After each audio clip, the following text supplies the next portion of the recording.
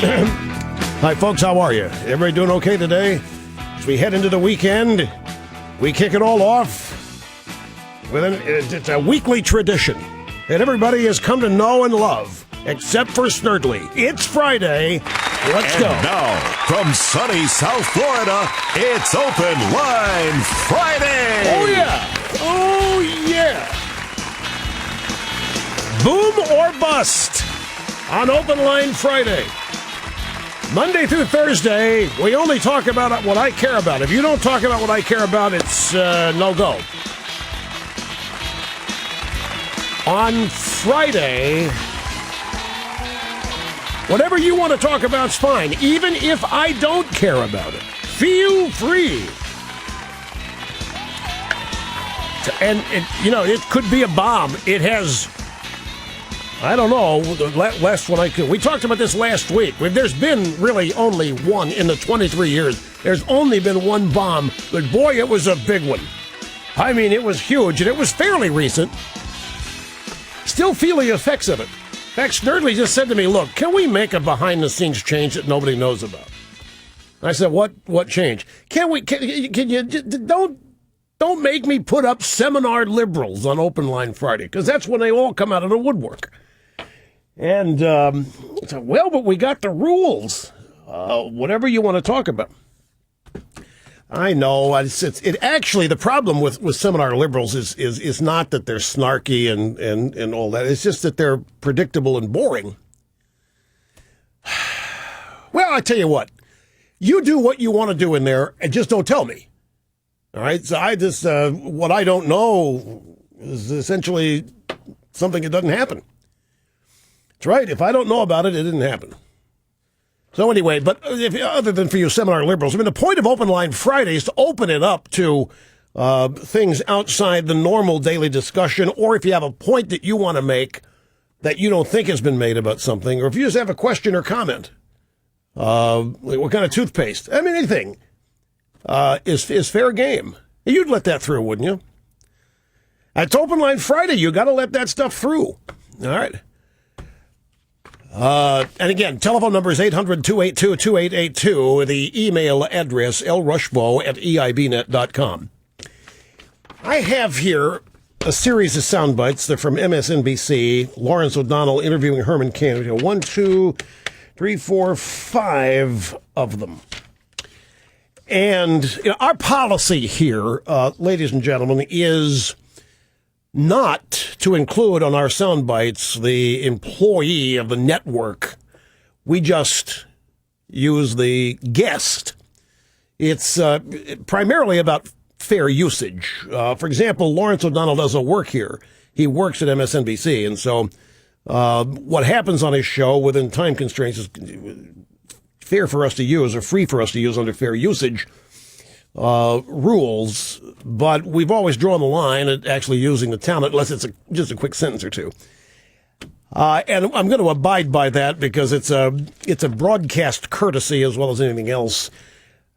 But I was so close to making an exception because O'Donnell berates Herman Cain for not being a good black. He berates him for not actually understanding what it is to be black. And Herman Cain stands his ground here. And this is the kind of thing that makes me think we are never going to overcome this divide because of the left. Now, they claim that they are the ones who are colorblind. They are the ones who are open-minded and tolerant, and when in fact they are the biggest bigots among all of us. No, O'Donnell is not black. He is the plantation master. The libs run a plantation, and the blacks in the Democrat Party are the people that work for them. And in order to serve in the Democrat Party as a black, you got to toe the line. It's just a reworking on the old traditional arrangement. So I've told you before, the Democrat Party is a coalition of disparate groups, various different constituents, and they really have nothing in common except for one thing, and that is big government running everything. And the way these groups stay in the good graces of the Democrat Party is to deliver votes. and money.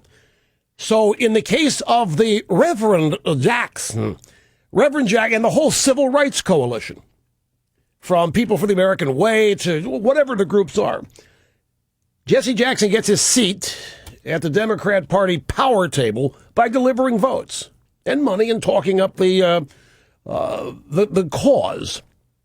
And if he ever strayed from it, he's gone. Bye-bye. There's no personal affection for Jesse Jackson. It's really a loose-knit bunch of disparate constituency groups.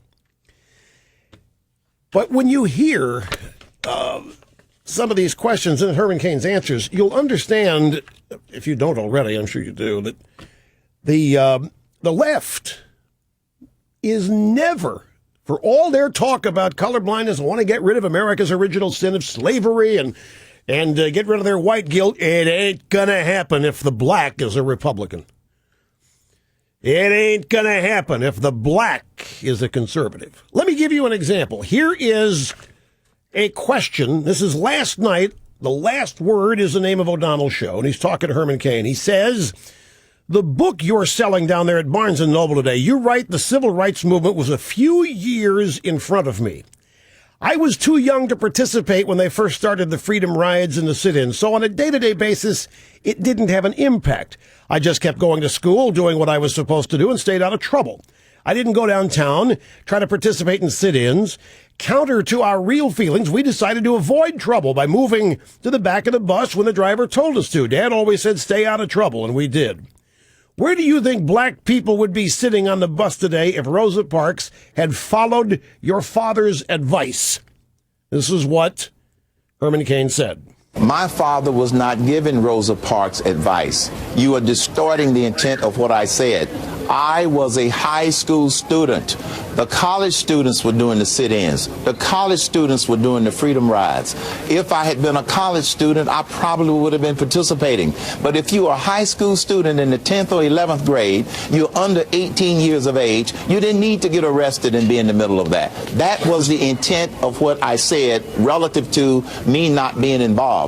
This is what my dad meant.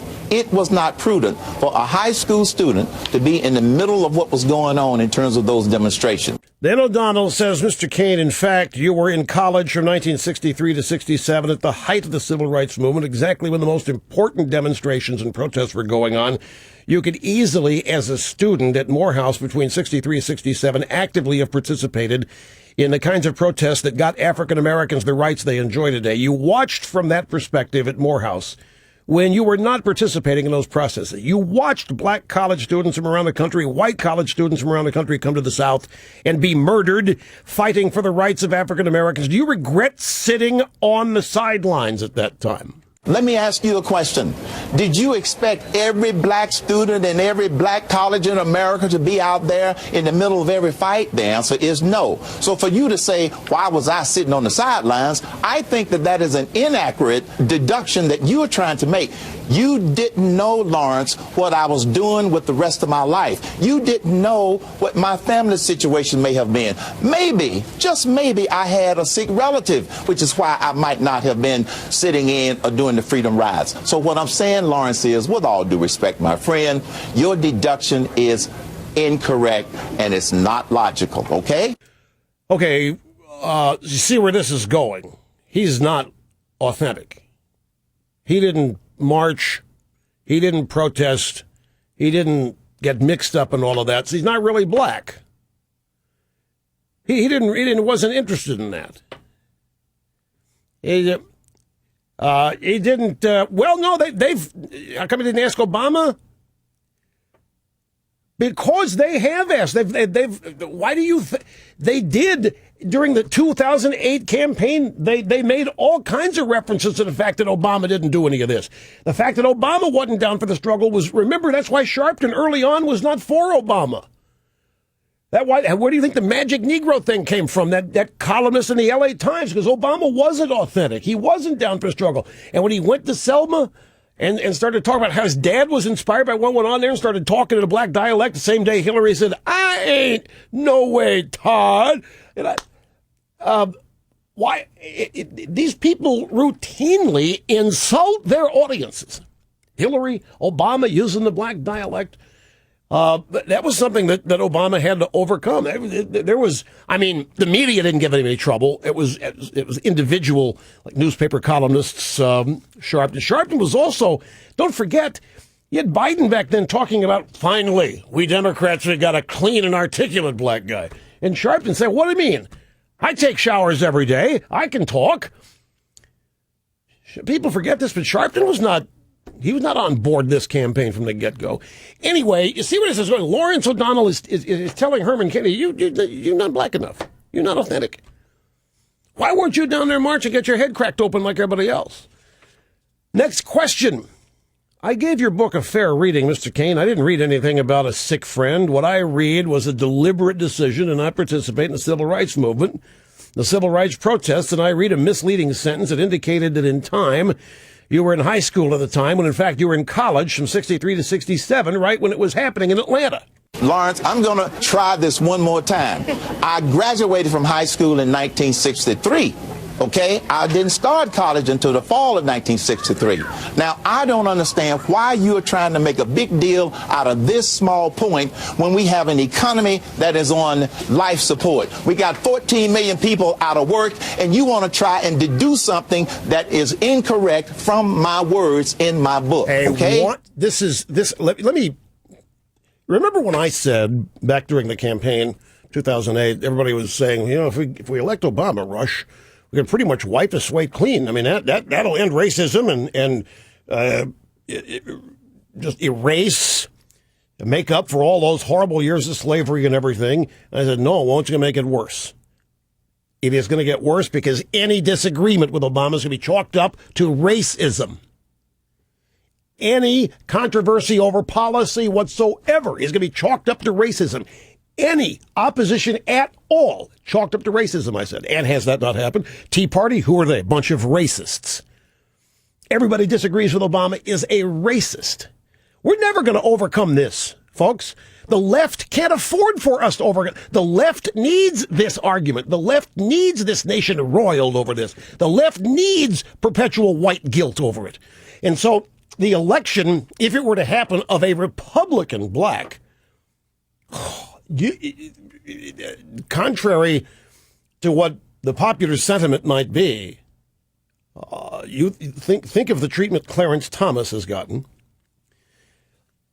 and this is a little forerunner here. It wouldn't be pretty. It wouldn't solve anything. The left can't afford for that to be solved. I don't know if O'Donnell was marching or not.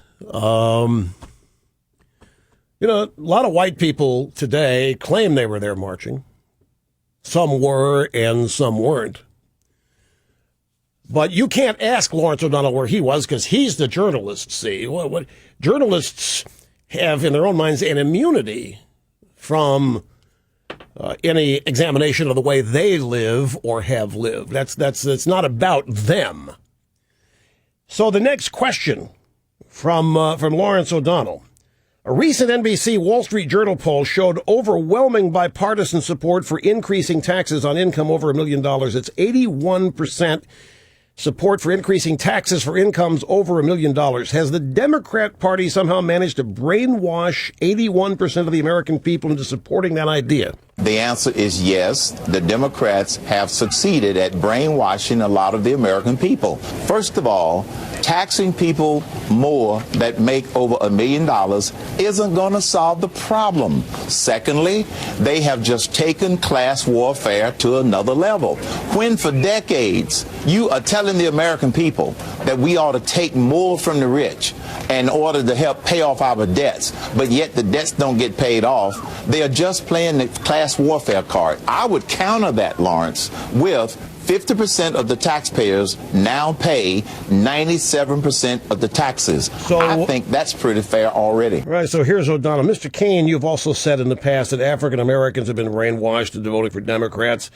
That's an awful lot of successful brainwashing by Democrats. You're now saying that Democrats have brainwashed Republicans brainwashed Democrats, 81% of the country, into thinking that there should be higher income taxes on incomes over $1 million. You're willing to take your brainwash idea and accuse 81% of the American people being brainwashed? They brainwashed a lot of black Americans into just voting Democrat and not even considering an idea that would come from a conservative or Republican. The second part, yes, some people, both Republicans and Democrats, have bought into the class warfare card, but a lot of people haven't. So, that number could be 81% or 85%. That just means that they've been succeeding. Now, what I'm doing is to try and unbrainwash people by presenting solutions that will allow everybody to try and achieve their dreams based upon their own individual effort in this nation. That's what this nation is supposed to be about. So that's how it ended, and it's this little forerunner of what would happen if Kane were to continue and improve and even get the nomination. The whole silliness of, is he authentic or not, would become the central discussion point about him. Got to take a break here. As you know, we're really rebounding here, folks. 103,000 jobs added. Yes, 103,000 jobs September. 45,000 of them were Verizon workers returning from being on strike. And I don't believe the number. I don't know. It just doesn't. There's no evidence of this out there, but it is what it is. We'll be back. You're listening to Rush Limbaugh, The big voice on the right on the EIB network.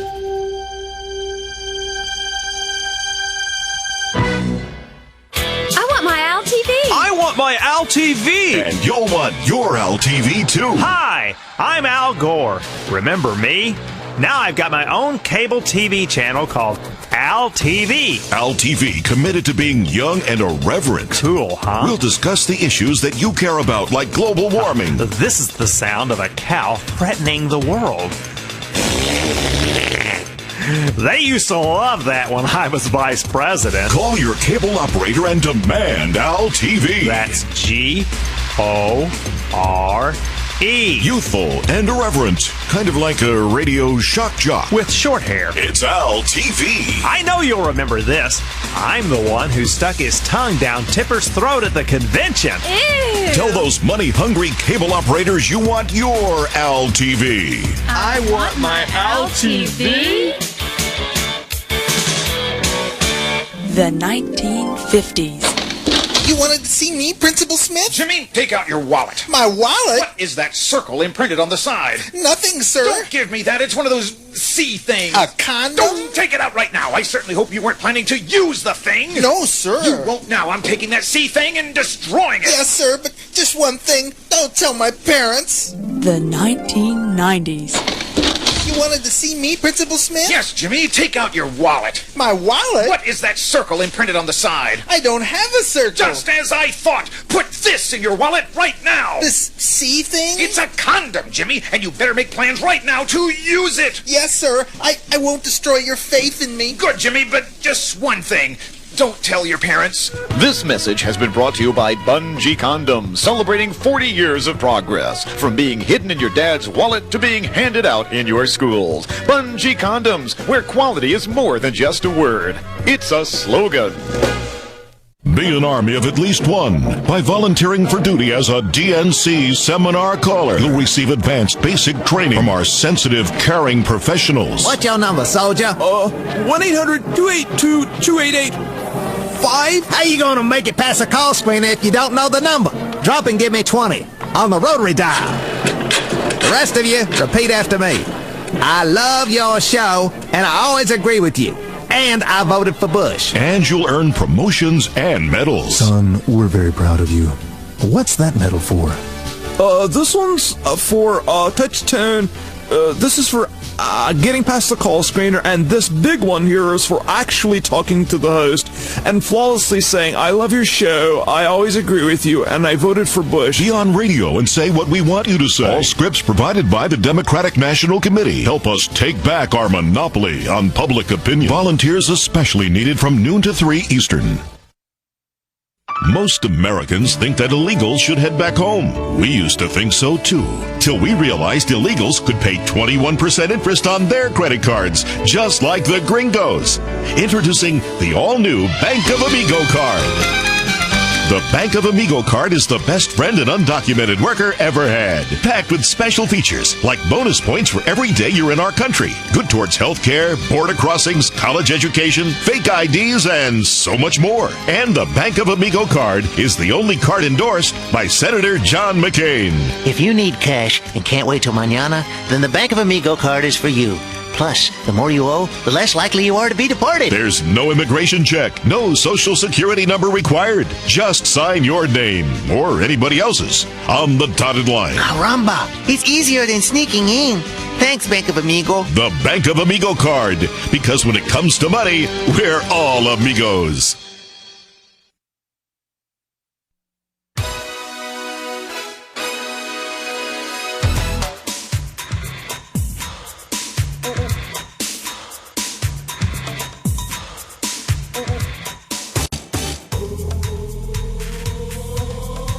Open Line Friday, Rush Limbaugh behind the golden EIB microphone. Okay, so the protests, I finally, ladies and gentlemen, have seen a whole bunch of pictures of the Occupy This protest, and they're nothing. You look at pictures of, say, look at the 9/12 event, Tea Party event in Washington. You look at any number of Tea Party events. And by the way, the 300 and some odd Tea Party events, not one arrest. Already 700 arrests. In Sacramento, the Occupy Sacramento group, the local eyeball news crew showed up out there. They ask them, why are you here? And these people go nuts. They don't know why they're there. In some places, Hispanics admit to have been paid to show up. Oh, yeah. And the organizer, yep, I have to tell you, there's some people here are paid. Now, I'm not going to identify them for you, but this is not spontaneous, and it's not large. And I didn't know, now maybe I just didn't think about this hard enough, but I didn't know that the left had such jealousy of the Tea Party. That's what this is all about. I just thought it was pure hatred. I thought they hated the Tea Party for all the obvious reasons. It's organic, leaderless, spontaneous, and it's real. It's made up of people who've never before done anything like they're doing, showing up at town halls, engaging in public protest. And every member of the Tea Party is a solid individual. Most of them work, take time off from work to do what they're doing, and they dramatically, dynamically oppose everything the Democrat Party stands for. Well, you can understand the Democrats hating and reviling, but what I didn't know is they're jealous. I think the jealousy may be stronger than the hatred, and so their jealousy has led them to create this mock imitation, which is a sham. It looked at in that light. This is laughable. Most of the protesters at these things don't even know why they're there. They can't answer the question, what is your agenda? What do you want? All they can say is, well, I hate the banks, punish the banks. It's really, it's a joke. Ever wonder what community service is all about? Well, you'll be joining the thousands of people sentenced to community service every day in Obamacare. I really don't want to. You'll be serving the greater good involuntarily in one of our new exciting community service initiatives like the Obama Youth Corps. It's so cool! If you're under 18, you'll automatically be enrolled for 50 hours a year, building urban shelters from discarded trash and cardboard, passing out condoms and campaign literature, and singing songs to our historic leader. Going to college, you'll be doing time for a college degree in Obama's Entourage Corps. 100 hours of community service. In addition to signing up new voters, your presence and enthusiasm will be required to fill up stadiums, union halls, and enormous outdoor rallies for our glorious historic leader. And as you move up in life, you'll serve thousands of hours to make better communities in countless Obama causes like Child Care Corps, Pet Corps, Nutrition Corps, Fitness Corps, Earth Corps, and hundreds more. No longer will you have to be convicted of a crime to serve the community. Now you're going to do it or else. But I don't want... Service time does not include time working for a living, raising your family, or any activity involving a charity of your choice. Obamacare, the change you've been hoping for, is here. And now, ladies and gentlemen, another message of hope and recovery from President Barack Obama. To celebrate the summer of recovery, I've just created a new entitlement, never-ending unemployment benefits. So instead of the usual 26 weeks, you'll now get years and years and years to reconnect with your family, pursue personal dreams, start a new hobby, or just hang out while you stick it to the saps who are actually working and paying for it all. Many Americans have felt liberated, getting checks week after week through no fault of their own. Some have even enjoyed unemployment so much, they have quit looking for a job. And now you can too. Think of it as a new welfare program. And you can count on it because we are the experts in welfare. Celebrate your unemployment during our summer of recovery with unemployment entitlement payments from the Democrats. Progressively leftward every day. New from Capitol Records, Fritz Hollings. There's corruption everywhere out there. And James Carville. That's right. Corruption at the highest level.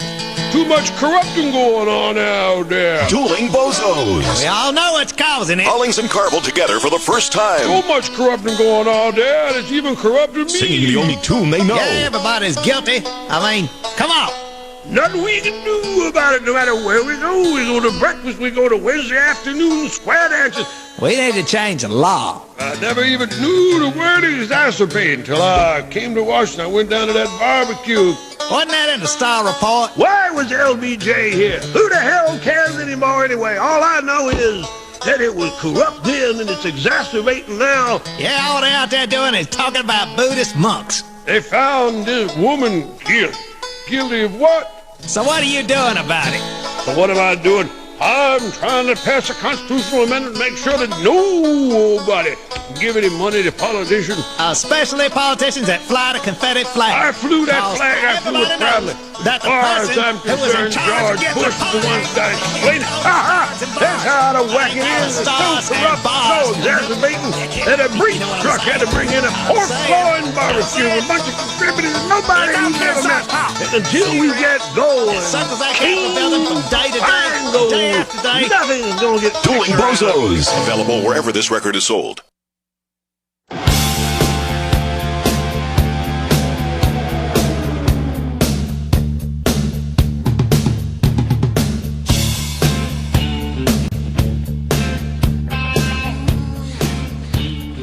Tell you what we're going to do. I put together a montage of the questions. I want you to hear Lawrence O'Donnell asking these questions himself. So just a montage of the questions.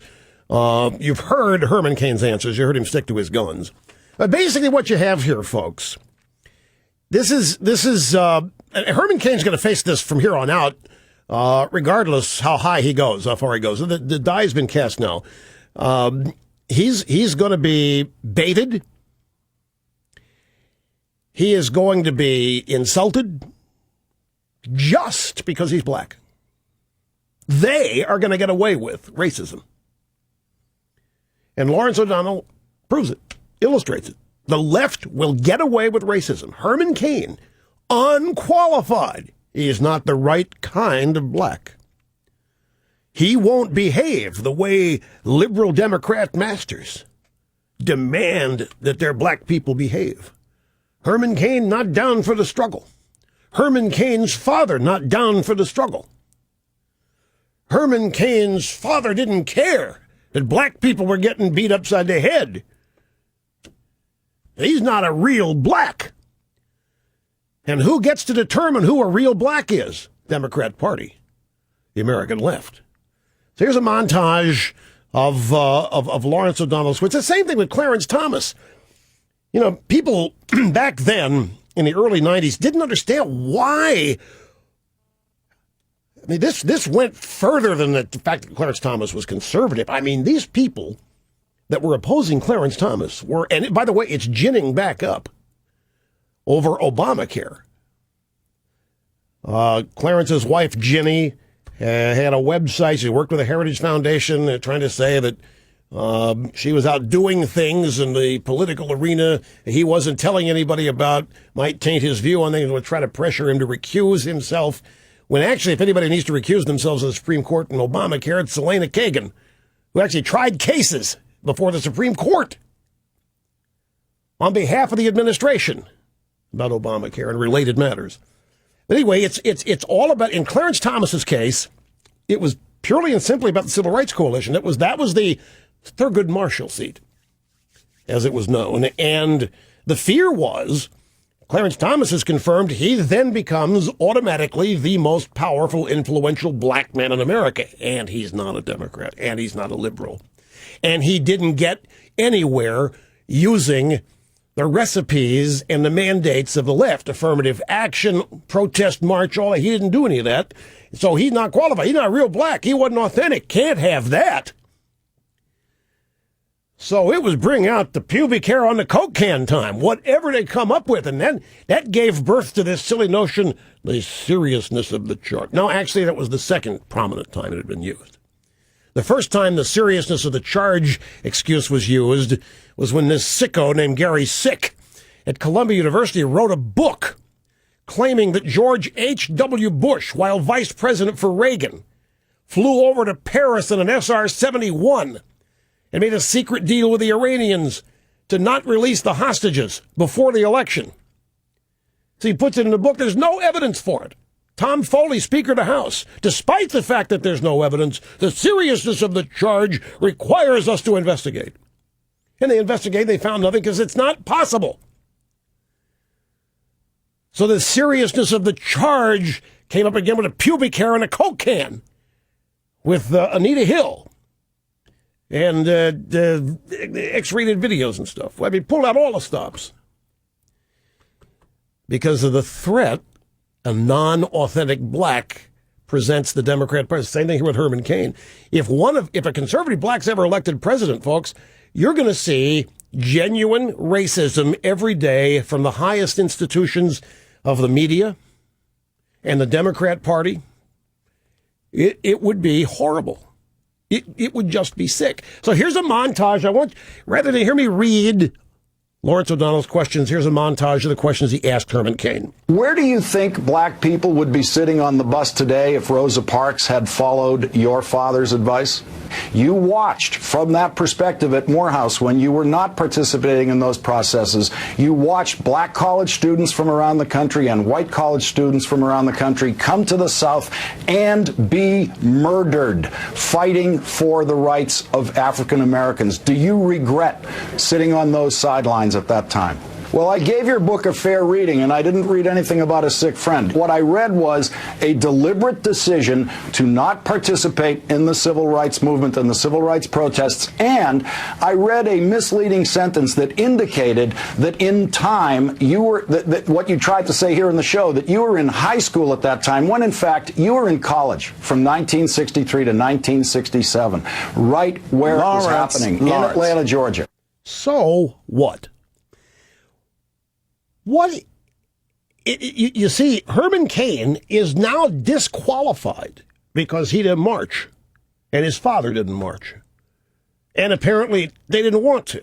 They're not qualified. What is that? Here we are in 2011. What does it really matter? What is in the daily scheme of things, with the things this country faces, what does it really matter? And of course, Obama didn't.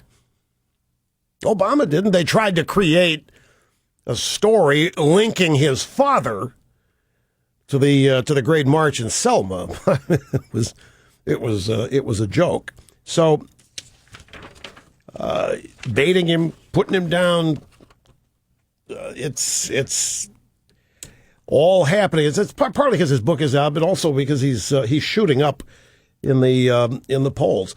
CBS 13, Eyeball News, Sacramento, hundreds of protesters gathered in Cesar Chavez Park yesterday to stand in solidarity with the growing nationwide demonstrations aimed at corporate greed. Is that what they're out after? Because you ask these people and they don't know. These people are not in large number. It's not a big assemblage, no matter wherever you go. As I say, they're just jealous. The Democrats are just jealous of the Tea Party. They're jealous of the Tea Party because that's the kind of stuff that usually happens spontaneously with the Democrats. Now they're having to pay people to get out there. Now they're having to call their union thug buddies and use force to get people out there on the protest march to ostensibly support Obama. Obama's rabble-rousing. He's trying to gin up all this protest behavior, and they're still having to organize it and pay for it in some places. And in Sacramento, Occupy Sacramento, which is portrayed as the local foothold for the rally that has entered its third week, in front of Wall Street, New York City, drew impassioned speakers and a wide variety of viewpoints when the rally began yesterday morning. Police warned the protesters they could be subject to citation or arrest by 11 p.m., but no arrests had been reported by midnight. Organizer Anthony Bundy said that he has what he referred to as a message team working on the primary goals of the local protest, which he admitted was kind of vague. That message team will reveal why we're here Friday morning. So you guys are in the process of forming the reasons why you're here, the press said? You show up and then you figure out why? Exactly right, Bundy said. Really? You show up here and then after you get here, you try to figure out why you're here? That's exactly right. Other protesters gave clearer reasons for their attendance, saying that wealth disparity and corruption in the business world was causing harm to society. I'm here because of corporate greed and financial greed are ruining this country, said a retired educator. Groups of demonstrators gathered around TV cameras periodically tried to shout down reporters with accusations of manipulating coverage of the protest. Other isolated protesters tried to convince attendees to avoid speaking with the media altogether because nobody knows what they're talking about. You know, how about, folks, how about we try this? Exactly, I don't care, Occupy Wall Street, Occupy Sacramento, Occupy Philadelphia, Occupy Washington, wherever they are. What exactly are the contributions to society these protesters have made? How many jobs have they created? How many jobs have they held? Have they built any homes for people? Have they invented any life-saving drugs? Have they produced a drop of gasoline or a watt of electricity? Have they produced any food? Have they built stores? Corporations are nothing but businesses. And businesses are small, medium, and large. Small, medium, and large what? Small, medium, large collections of people. Productive citizens who make things, provide services, respond to the wants and needs and desires of other people. These protesters, who are actually few in number, have contributed nothing. They're parasites.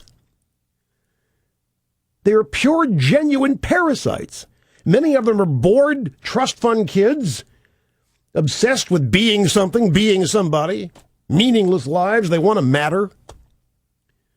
Others are just showing up for the fun of it, to rabble-rouse. A couple or three of them might actually have genuine beef about something, but it isn't legitimate. Not one of them can cite a single contribution to culture, society, or the country at large.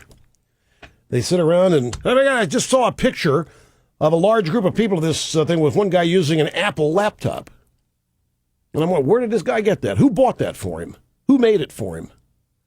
He's out there protesting everything that put that laptop on his lap. Quick time out. We'll be right back. Don't go away. Phones are next. Takes on Obama. One-man wrecking crew destroying our economy with the Limbaugh letter. Order now. 888-395-7874. You're listening to the EIB Network.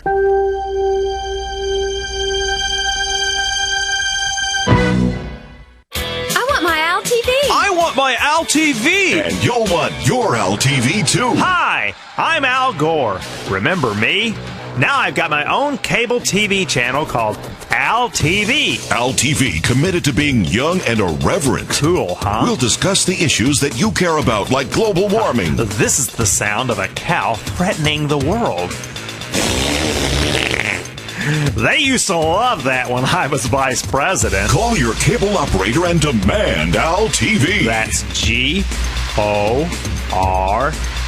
Youthful and irreverent. Kind of like a radio shock jock. With short hair. It's Al TV. I know you'll remember this. I'm the one who stuck his tongue down Tipper's throat at the convention. Ew. Tell those money-hungry cable operators you want your Al TV. I want my Al TV. The 1950s.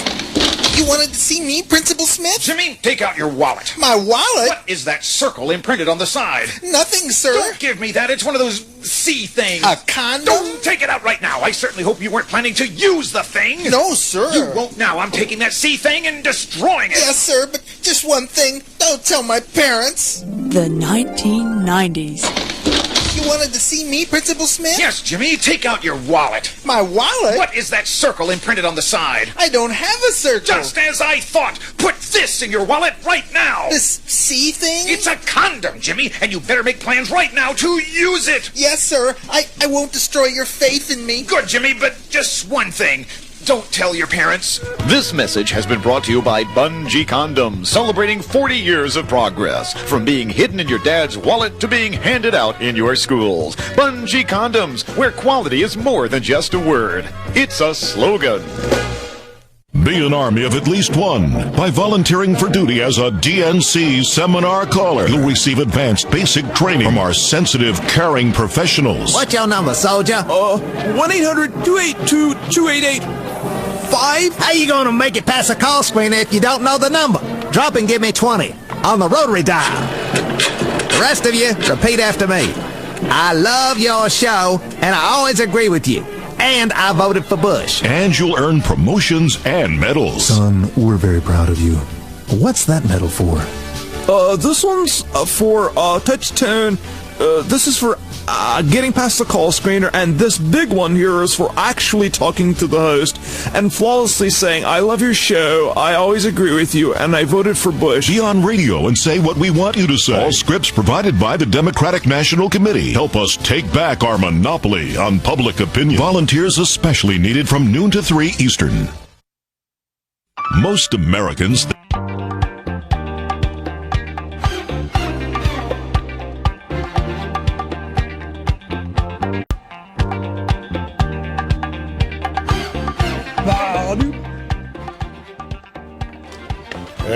Larry O'Donnell. You know, there's some gay rights issues happening in the country now, gay marriage and gays getting politically active. Is Larry O'Donnell joining any of these gay marches and protests to show his solidarity?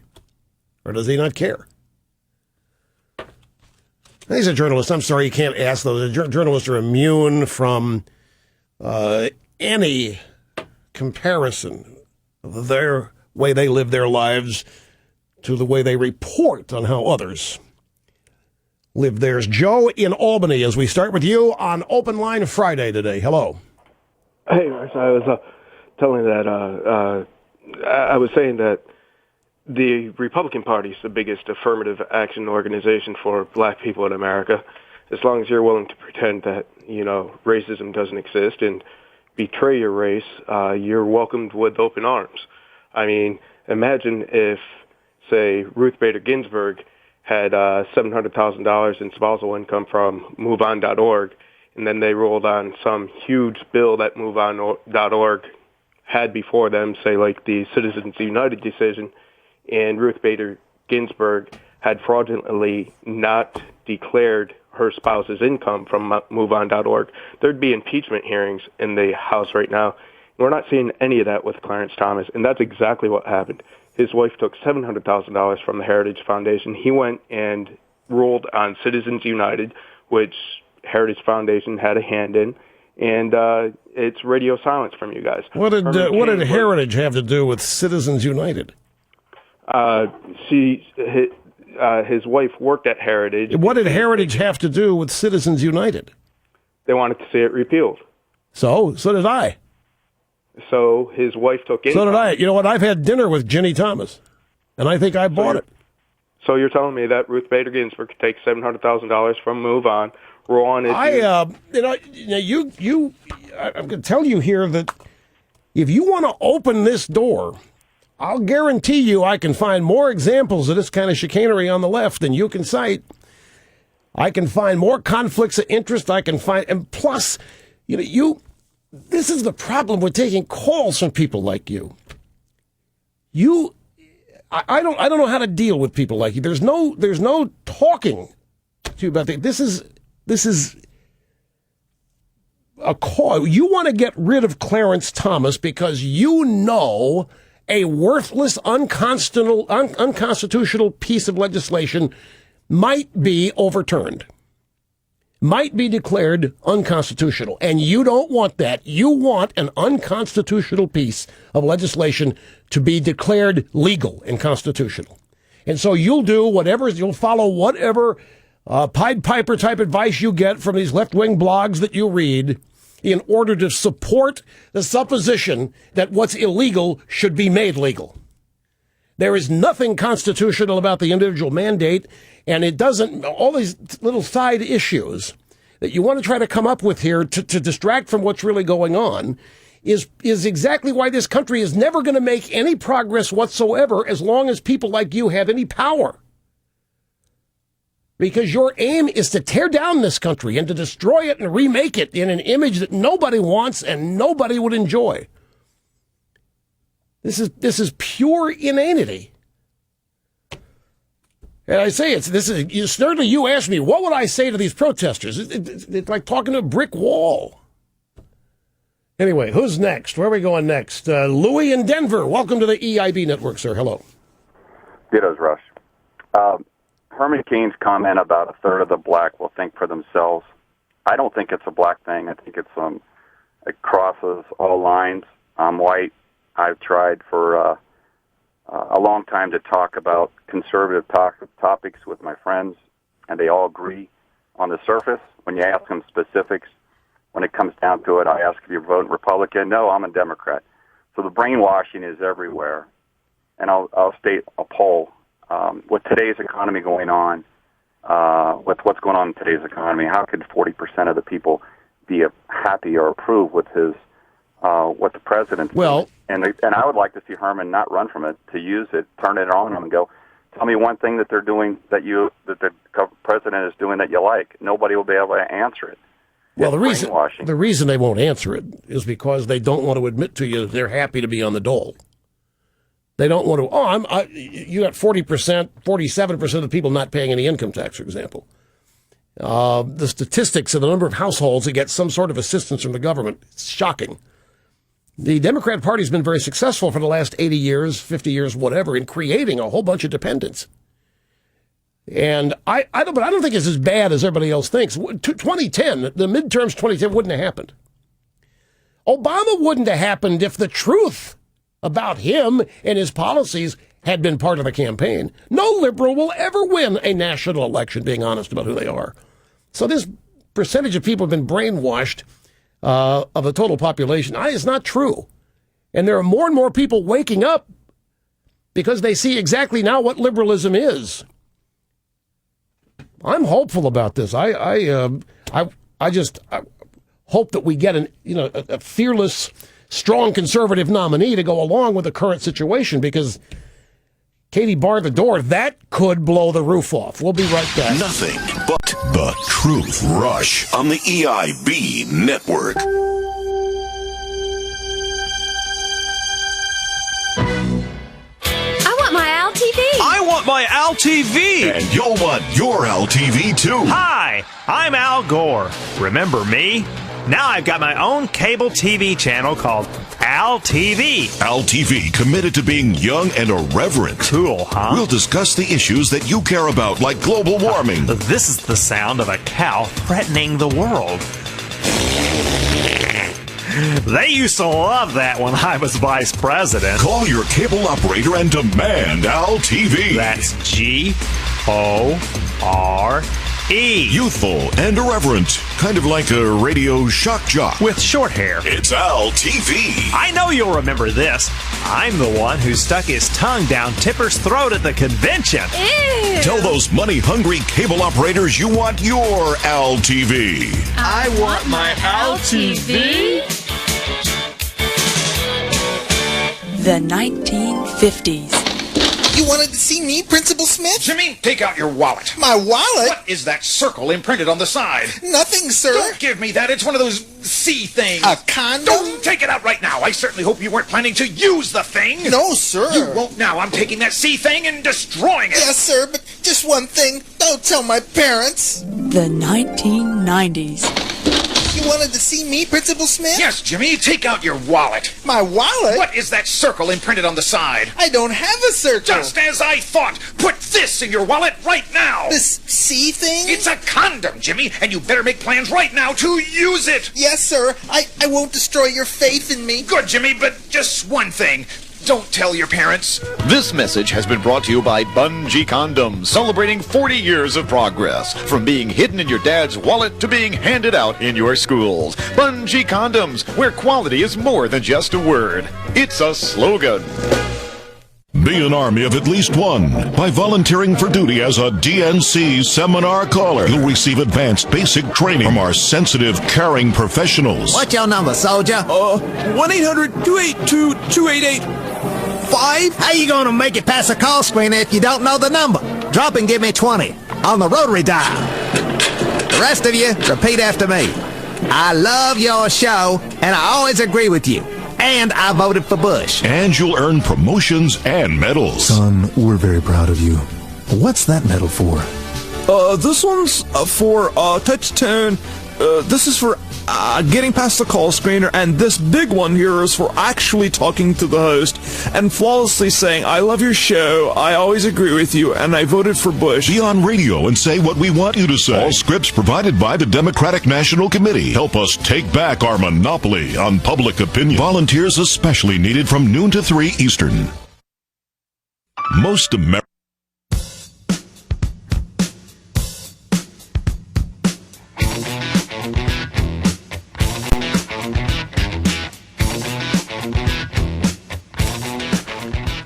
You could even say, ladies and gentlemen, Herman Cain is marching now. He's marching to protect the liberty and property of all Americans from avowed socialists like Larry O'Donnell, who proudly proclaims that he is one. I think Herman Cain's doing his share of marching right now.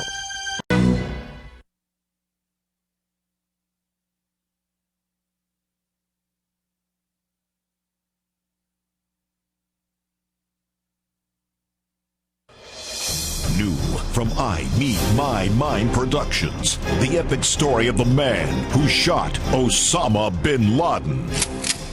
Starring only Barack Obama as the man who shot Osama bin Laden. Gentlemen, I've located Osama bin Laden. Now here's my plan of action I created to personally... Excuse me, sir, this looks just like the 06 Bush directive. No, it's not. My name's at the top of the page now. After weeks of breaking out into study groups, the action plan is carefully honed. What I think we're all trying to say is this is to be a low-fat, non-smoking, green operation. Watch as President Obama uses his superior decision-making skills, even at the last minute. Now, Colonel, if bin Laden resists, and you must use force to serve the arrest warrant, remember, he is to get a proper Muslim burial. Well, sure thing, Pilgrim. Right after we give him that 21-gun salute to the head. Hey, none of that John Wayne stuff. Later, in the Situation Room, the president receives the news. Oh, crap. They killed him. Sir, don't hide in the corner. You're a hero. They killed him, and I'm a hero? Hey, I killed him. I'm a hero. I'm a hero. The man who shot Osama bin Laden. With just a little tiny bit of intelligence from the Bush era.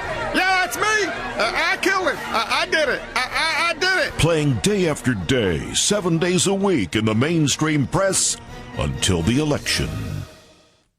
On a bus tour in the heartland, President Obama searches for a way to take the people's mind off the economy. Over the last 6 months, we had a run of bad luck. Hey, look over there! Aliens!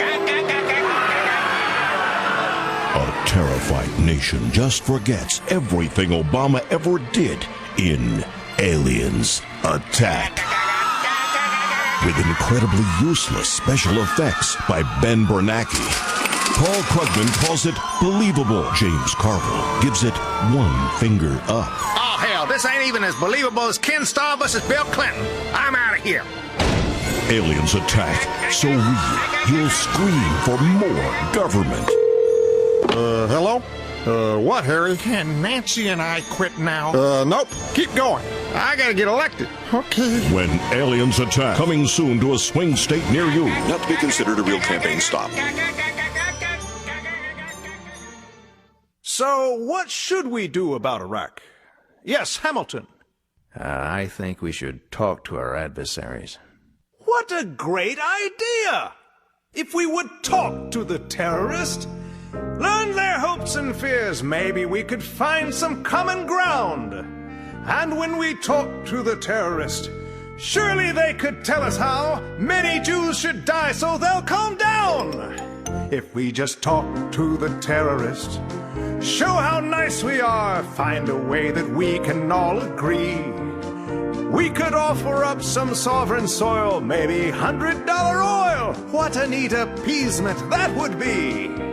We would sit down and talk in fluent terrorese with that slightly racist President Mahmoud. We could ask him what would make Iran less mad at us. He'd say, just kill yourselves. That'll do. If we sat down with that little nut, Kim Jong mentally ill, maybe see a movie 2 or 3, and take enforced labor stadium shows, eat grass sandwiches in concentration camps powered by Clinton nuke reactors. I'm sure that he'd play nice. If you're a Democrat and you don't know much about our nation's history, then you'll love Chuck Schumer's Complete Loser's Guide to American History, a new audiobook with poignant insights like the Pilgrims didn't want to come to America. They were typical religious nuts with guns out joyriding in the Atlantic. Learn about the so-called father of our country. George Washington wasn't a great general. The British just got bored and went home. Study the Civil War era. Lincoln didn't free the slaves. He was a Republican. Find out the truth about America's greatest generation. We didn't win World War II. The Russians let us take the credit. Discover an amazing fact about the Cold War. Ronald Reagan didn't win the Cold War against communism. I'm still here. Get Chuck Schumer's Complete Loser's Guide to American History, an audio revisionist book from Demco Publishing. Hi, this is Chuck Schumer. America is always at her best when she's a loser. Give me an aspirin for this migraine, and I won't care what Media Matters says again. Reputation's gone, they hate me back at home. I shouldn't have written the letter. How could I know it would make Limbaugh's day? I just wanted to lean a little bit on Mark May. Reputation's gone, they hate me back at home. I shouldn't have written the letter. Well, I wrote him a letter, said I shouldn't be on the radio, no. Then he auctioned it for charity, made a fool of me, and he raised a lot of dough.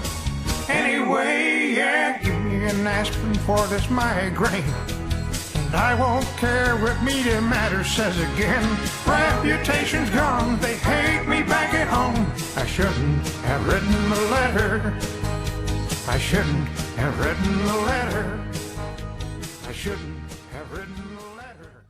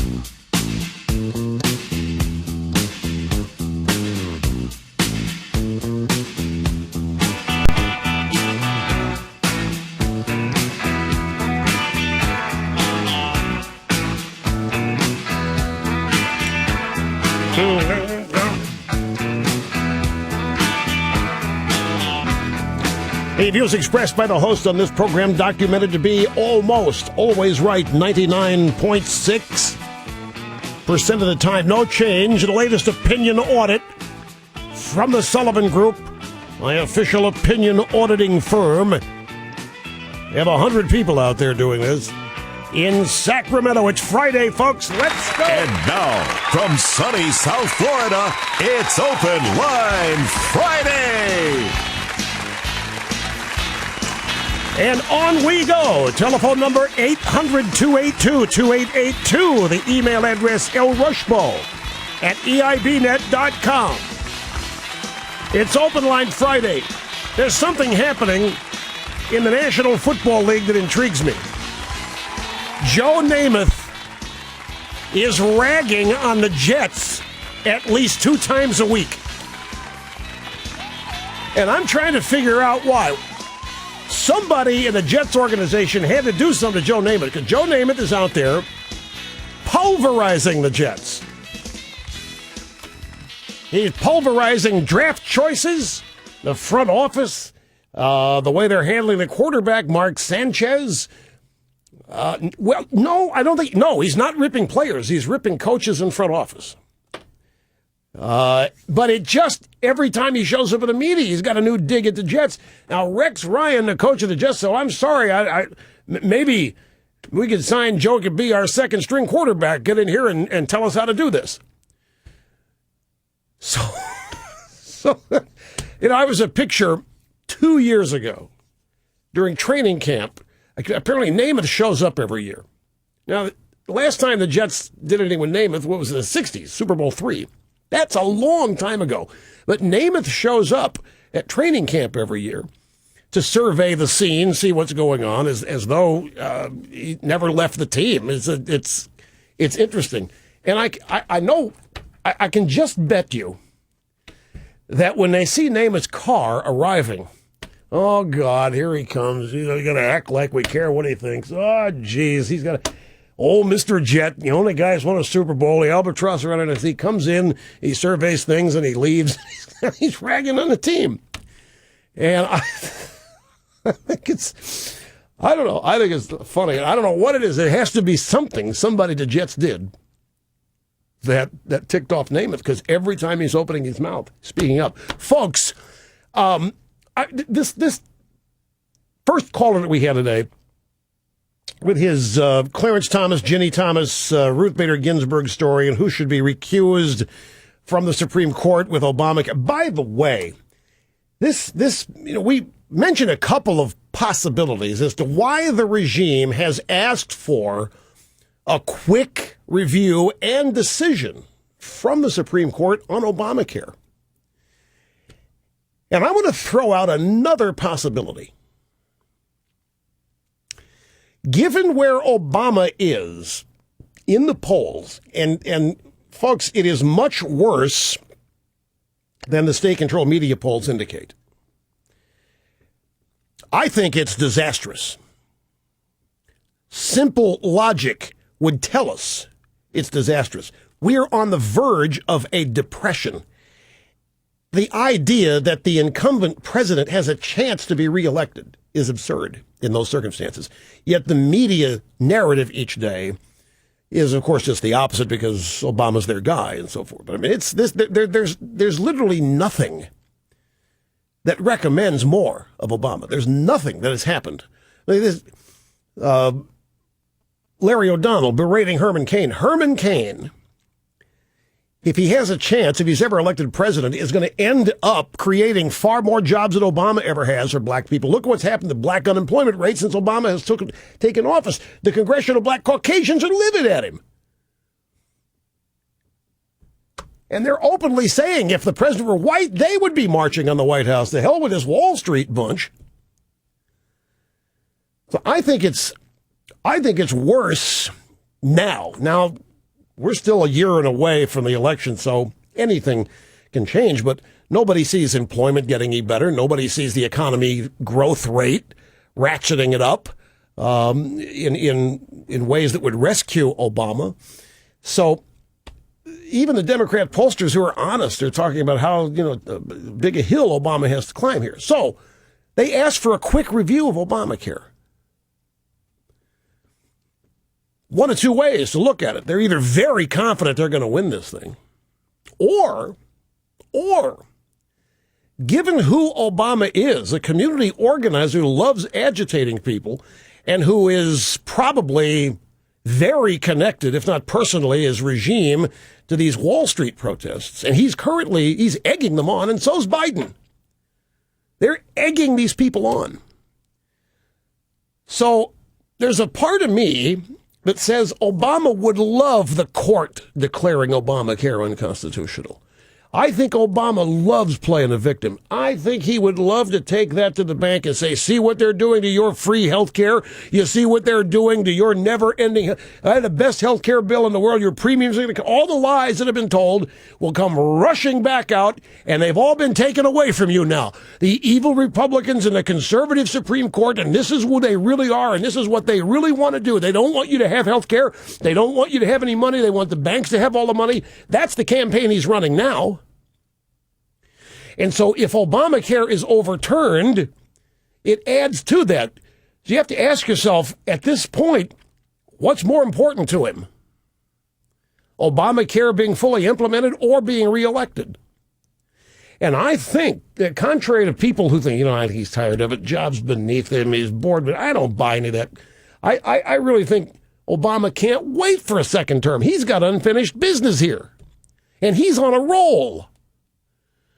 You looked at from his standpoint, he is on a roll, and he is asking for more, to do more of what he's done. $787 billion stimulus, look where it got us. He wants more. He wants bigger government. He wants higher taxes. He wants less freedom for people and less liberty. More money out of your pocket going to government, less economic activity. It's all there in Saul Alinsky's book. Everything that's happening is right out of Alinsky. I would not put it past them. Not that they're openly trying to have it declared unconstitutional, but I wouldn't be surprised if they would look at it as an opportunity of a sort, given where Obama is and how he's campaigning and what he intends to do and how he's intending to run his campaign, making himself a victim. Now, I also, I want to help the liberals. Not that it really matters. But you heard that first caller, it's a seminar caller. Did that caller get past you? Did that caller fool you? Oh, you knew. Well, you were in there throwing a hissy fit. I thought maybe the guy lied to you about who he was. Okay. So he's up there and he has this analogy. Well, what if Ruth Bader Ginsburg's husband is $700,000 and MoveOn.org? You guys will be calling for impeachment hearings. Ginny Thomas, the wife of Clarence Thomas, not on the Supreme Court. And she will not be ruling on Obamacare. She is an independent career woman. She has her own activities, her own interests and views, just exactly like the feminazis want. Just exactly like all the liberal feminists in our country want. Independence from their husbands. Have it all. Clarence Thomas has no conflict, period, whatever. He has no conflict whatsoever, regardless what his wife has done for the Heritage Foundation. Let me tell you about Midge Rendell. And I told the caller I could come up with more conflicts of interest on the left. That would be the wife, you're right, of the governor of Pennsylvania, Fast Eddie Rendell. Midge Rendell is on the Third Circuit Federal Court. Third Circuit Federal Judge Midge Rendell, a Clinton appointee. She served as that judge while husband Ed was governor of Pennsylvania and while husband Ed was the chairman of the Democrat National Committee. And as chairman of the Democrat National Committee, Fast Eddie was out there raising big bucks from all corners, and he was appearing on MSNBC every night. Midge,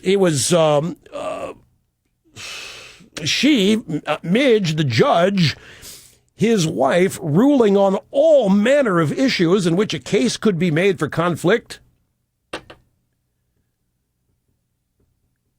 And not surprisingly, not a peep from the critics of Clarence Thomas. And Midge Rindell is still on the bench while her husband does analysis on all issues for NBC and MSNBC. And nobody talks about conflict there. And nobody talked about conflict when he was at the DNC, and she's a judge, governor, and she's a judge. Nobody had a problem with that. Nobody had a problem with Stephen, the real loon on the Ninth Circuit Court of Appeals, Stephen Reinhardt. His wife is Ramona Ripston, head honcho, ACLU.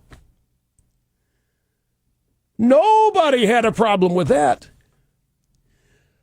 Yeah, Ramona Ripston, Google it. She was she's in the top 2, top 3 of the ACLU, and she's the wife of Stephen Reinhardt of the Ninth Circuit Court of Appeals. I mean, look at the incestuous relationship, for crying out loud. Why is there never a conflict of interest? Jay Carney, Time Magazine, Biden now, he's over there as press secretary for Obama. Elena Kagan, however. Let's talk about Elena Kagan. Elena Kagan is on the Supreme Court. Ginny Thomas isn't. Elena Kagan is on the Supreme Court. She was the Solicitor General of the United States, which means that she was the government's lawyer at the Supreme Court. She tried cases there. She represented the government. The government was her client. She was involved in helping to develop the legal position for Obamacare. She structured the legal position for Obamacare. Elena Kagan now is on the U.S. Supreme Court, and one of the reasons she's there is precisely because of the conflict. She is there because Obama and the Democrats know that the Republicans do not have it in them to say a word about it.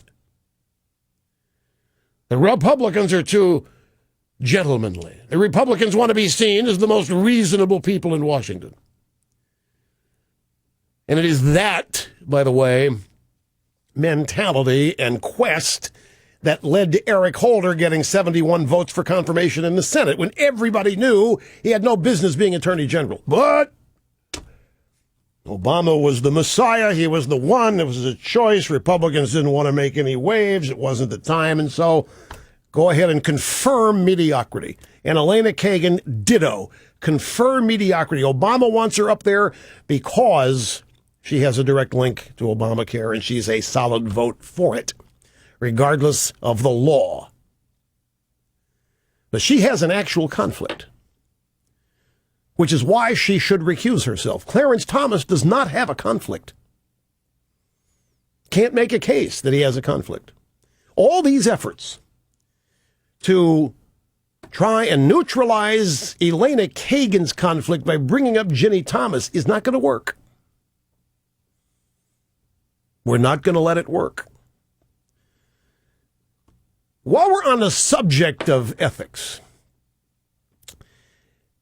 and since it's Open Line Friday, stop screening a call first. I want you to listen to this because it has an effect on your future screening. Because I'm putting out a call there to liberal seminar callers. You liberal seminar callers who use Friday as your golden opportunity to get on the most listened to show in the country, maybe you call in here, tell me why Eric Holder is still Attorney General, when it clearly appears he was not forthcoming about the amount of information he was in fact provided about Fast and Furious. Why are you silent about this? 200 people are dead. You cringe at the loss of a single life except in the womb. Where are you? A border agent, I guess that's okay. Certain federal employees don't deserve to live. Keeping the poor and oppressed of the world out of the country. You don't have to live. It's okay if you die. Is that it? 200 people dead in a program that had as its primary purpose to undermine the Second Amendment. Eric Holder lied about the Mark Rich pardon. He lied. I didn't know Mark Rich did all that. He shepherded that pardon outside of the normal procedures that take place for pardon. Presidents are not presented or they're not lobbied personally by advocates for the pardonee. It comes from the Justice Department. But Holder was Mark Rich's advocate, and he got a private meeting with Clinton, and he didn't tell him everything that he knew, and he claimed I didn't know it all. Just like he's claiming now he didn't know all this Fast and Furious stuff. But his top aide, Cheryl Atkinson, has revealed, was getting emails with handwritten notes on them, but somehow not sharing them with the Attorney General. Not one of them. So maybe some of you liberal seminar callers can tell me why Eric Holder's still Attorney General. You remember Fast and Furious, thousands of weapons sold to drug dealers and cartels at the direction of the Obama administration. It was their idea. Undermine the Second Amendment. And what of the secret group working under the National Security Agency that approves assassinations that we just learned about yesterday?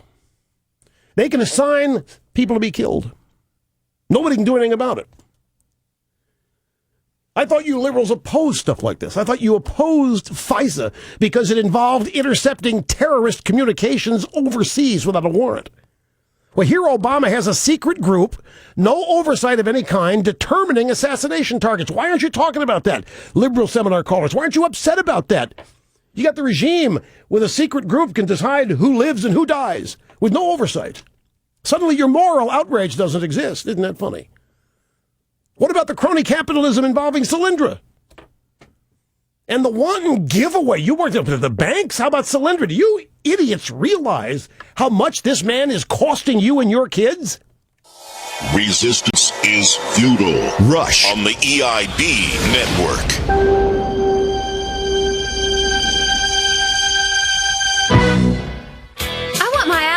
I want my Al TV. And you'll want your Al TV too. Hi, I'm Al Gore. Remember me?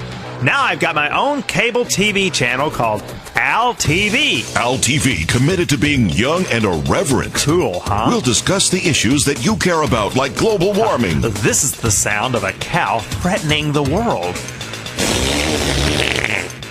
They used to love that when I was vice president. Call your cable operator and demand Al TV. That's G-O-R-E.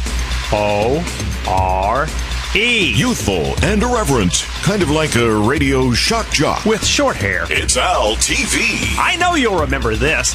I'm the one who stuck his tongue down Tipper's throat at the convention. Ew. Tell those money-hungry cable operators you want your Al TV. I want my Al TV. The 1950s. You wanted to see me, Principal Smith? Jimmy, take out your wallet. My wallet? What is that circle imprinted on the side? Nothing, sir. Don't give me that. It's one of those C things. A condom? Don't take it out right now. I certainly hope you weren't planning to use the thing. No, sir. You won't now. I'm taking that C thing and destroying it. Yes, sir, but just one thing. Don't tell my parents. The 1990s. You wanted to see me, Principal Smith? Yes, Jimmy. Take out your wallet. My wallet? What is that circle imprinted on the side? I don't have a circle. Just as I thought. Put this in your wallet right now. This C thing? It's a condom, Jimmy, and you better make plans right now to use it. Yes, sir. I won't destroy your faith in me. Good, Jimmy, but just one thing. Don't tell your parents. This message has been brought to you by Bungee Condoms, celebrating 40 years of progress. From being hidden in your dad's wallet to being handed out in your schools. Bungee Condoms, where quality is more than just a word. It's a slogan. Be an army of at least one. By volunteering for duty as a DNC seminar caller, you'll receive advanced basic training from our sensitive, caring professionals. What's your number, soldier? 1-800-282-2885. How you gonna make it past the call screen if you don't know the number? Drop and give me 20 on the rotary dial. The rest of you, repeat after me. I love your show, and I always agree with you. And I voted for Bush. And you'll earn promotions and medals. Son, we're very proud of you. What's that medal for? This one's for touch tone. This is for getting past the call screener, and this big one here is for actually talking to the host and flawlessly saying, I love your show, I always agree with you, and I voted for Bush. Be on radio and say what we want you to say. All scripts provided by the Democratic National Committee. Help us take back our monopoly on public opinion. Volunteers especially needed from noon to 3 Eastern. Most Americans.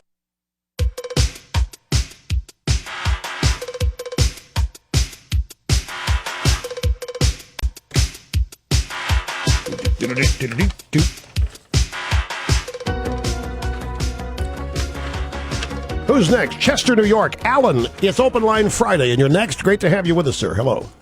Hello, Rush. Thank you. The other night, you had a lady stating that on the Wall Street protest that she was upset about Bank of America charging $5 a month for their fees. Yeah. Well, many years ago, not too long ago, I used to pay $1 a gallon for gas. Now it's $3.25. That comes out to $300 extra a month. That's extra. Yep. That I pay in gas. Yep. That everyone pays in gas, not to mention the extra fees and so forth. Yeah. You want to know why people are upset over the $5 and not the gasoline? Ridiculous. It might well be. Why? I ask you this question: how do you know for sure that everybody is up in arms over the $5? You hear one citizen complain about it. You then see the media making a whole big deal about it in concert with Obama attacking the banks. And then we see little groups of people out there protesting against the banks. As I said yesterday, today it's the banks. Yesterday it was big oil, and it will be big oil again if this fizzles. When the price of gasoline goes up, people do get mad. If the media doesn't cover it, you don't know about it. You don't hear it. You just feel it yourself, so you might think nobody's complaining about it, and you're the only one upset about it, which is never the case. We're all prisoners of the media. Some of us have developed ways to immunize ourselves from the narrative and the template of the day that the media has. But I remember when credit card interest, 1986 tax reform, credit card interest was no longer allowed as a deductible on your tax return. People were livid. There was no doubt people were livid. When ATM fees went up sometime a few years ago, people were livid. And there probably is some outrage over the Bank of America thing, but I think a lot of it is being drummed up. I don't know how genuine it is. You've got Democrats out there trying to run on the bank. Dick Durbin, the Florida Senate, urging people to leave Bank of America and go to smaller community banks. This is I think it's reprehensible, but I think people are upset about a lot of things, if you want to know the truth. Right, I just blew a gasket. I had to call. Well, you blew a gasket over the fact. Which fact? That they're worried about $5 a month, and it's only some people. Meanwhile, this is every day. I know. Look, I blew a gasket when people were upset over the ATM fee. Remember that? I mean, I really. It's $1. It's $1. But if the target of the demonization campaign then is forced by the demonization campaign to raise fees to make up for what the demonization campaign is forcing them to lose, it all makes sense. Everybody's being manipulated here. You just have to find ways to avoid being manipulated.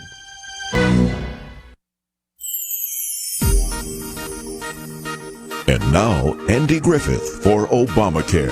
1965. A lot of good things came out that year, like Medicare.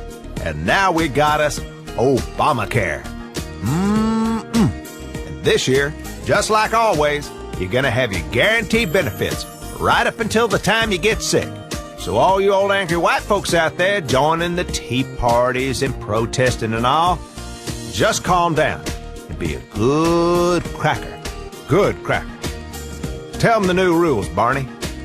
Well, you see, it's like this. Here in Washington, everybody has to play by the rules. And we've developed a rule book just for you there at home. 62,528 new rules to help you through the process of healthcare in an orderly, organized fashion. Rule number 1. There are no peanut butter and jelly sandwiches allowed in any hospital day or night, 24/7, 7 days a week, 365 days a year. Rule number 2. If any named insured of a qualified plan gets sick, he or she must fill out request form 24/7. For more information on Obamacare and how it affects those 65 and older, just get sick and you'll find out. you're looking for the real south of the border experience, then sneak into Los Aligalos and place your order today. Welcome to Los Aligalos. Can I take your order? Yes, I want free health care, a job, I want to protest in the streets, and I want the entire Southwest U.S. returned to its rightful owner, Mexico. Are you here legally? That's none of your business. And right now in Los Aligalos, you can try our new chicken soft border taco. With a tortilla so thin, you can see right through it. No ID, no problem. In the country illegally, no problem. Just cut in line in front of everyone else. Jace, I'd like a La Raza tostada. Hey, I've been waiting in line here for 10 years. Hey, tell that to Harry Reid and Nancy Pelosi. Bring the whole gang to Los Aligalos and order our MS-13 special. Order a dozen tacos and we'll throw in one free. Viva Los Aligalos! Wear your American flag t-shirt inside out and get a free entry. That's entree? Oh, yeah. Now open 24 hours in all border states. Arizona is subject to change. New from Republican Pictures. Citizen McCain. The true-to-life story of a senator who was willing to go across the aisle. Senator, when are you coming back? Legendary were the accomplishments of John Foster McCain. A solid Republican senator, except for campaign finance reform, illegal immigration, tax cuts, Guantanamo. You forgot global warming. Having lost in his first bid for the presidency, he wins his party's nomination in 2008 with a new tactic. I am today what I have always been, a conservative. Citizen McCain, starring the veteran director John McCain, star of such memorable films as The McCain Mutiny, The Gang of 14, and the popular C-SPAN TV series Maverick. I don't care if I am the only Republican in this town to vote with Ted Kennedy. He's right. A potent figure in the media who held dominion over the Senate, McCain is somewhat cautious on the campaign trail. I believe that the policies of Rosebud are... Rosebud? What does he mean, Rosebud? He can't bring himself to say Barack Hussein Obama. Doesn't want to offend anyone. Citizen McCain, playing everywhere until the first Tuesday in November.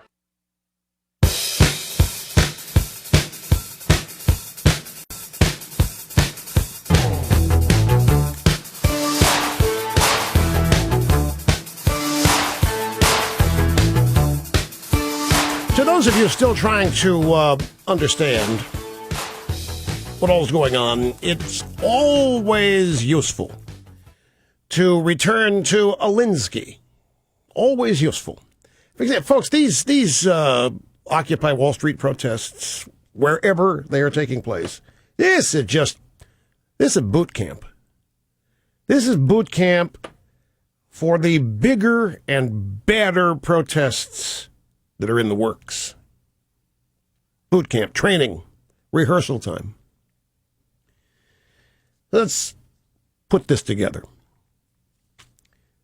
Due to Obama's policies, corporations are cutting back. They're increasing costs, or they're dropping health insurance altogether. There's a big story. In fact, ladies and gentlemen, a story from the Associated Press yesterday, Feds to design health insurance for the masses, by Ricardo Alonso Zaldivar.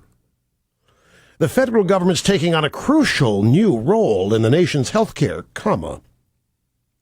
designing a basic benefits package for millions of privately insured Americans. A framework for the Obama regime was released Thursday. The report by independent experts from the Institute of Medicine lays out guidelines for deciding what to include in the new essential benefits package, how to keep it affordable for small businesses and taxpayers, and also scientifically up to date. About 68 million Americans, many of them currently insured, ultimately would be affected by the new benefits package. That's bigger than the number of seniors enrolled in Medicare. And Obama promised it would bend the cost curve down, and Obama promised if you like your plan, you keep it. And yet, here's the story. Federal government taking on crucial new role in the nation's healthcare, designing a basic benefits package for millions of privately insured. The AP gets its collectivist language right. The regime is designing health insurance for the masses, just like Romney did in Massachusetts. And is mandating it. And this word, masses, dead giveaway for what lies ahead. Ronald Reagan knew all too well what Democrats had in mind when they talked about the masses. That famous 1964 Barry Goldwater speech. Let me read to you an excerpt from that speech of Ronaldus Magnus. And Senator Clark of Pennsylvania, another articulate spokesman, defines liberalism as meeting the material needs of the masses through the full power of centralized government. Well, I, for one, resent it when a representative of the people refers to you and me as the masses.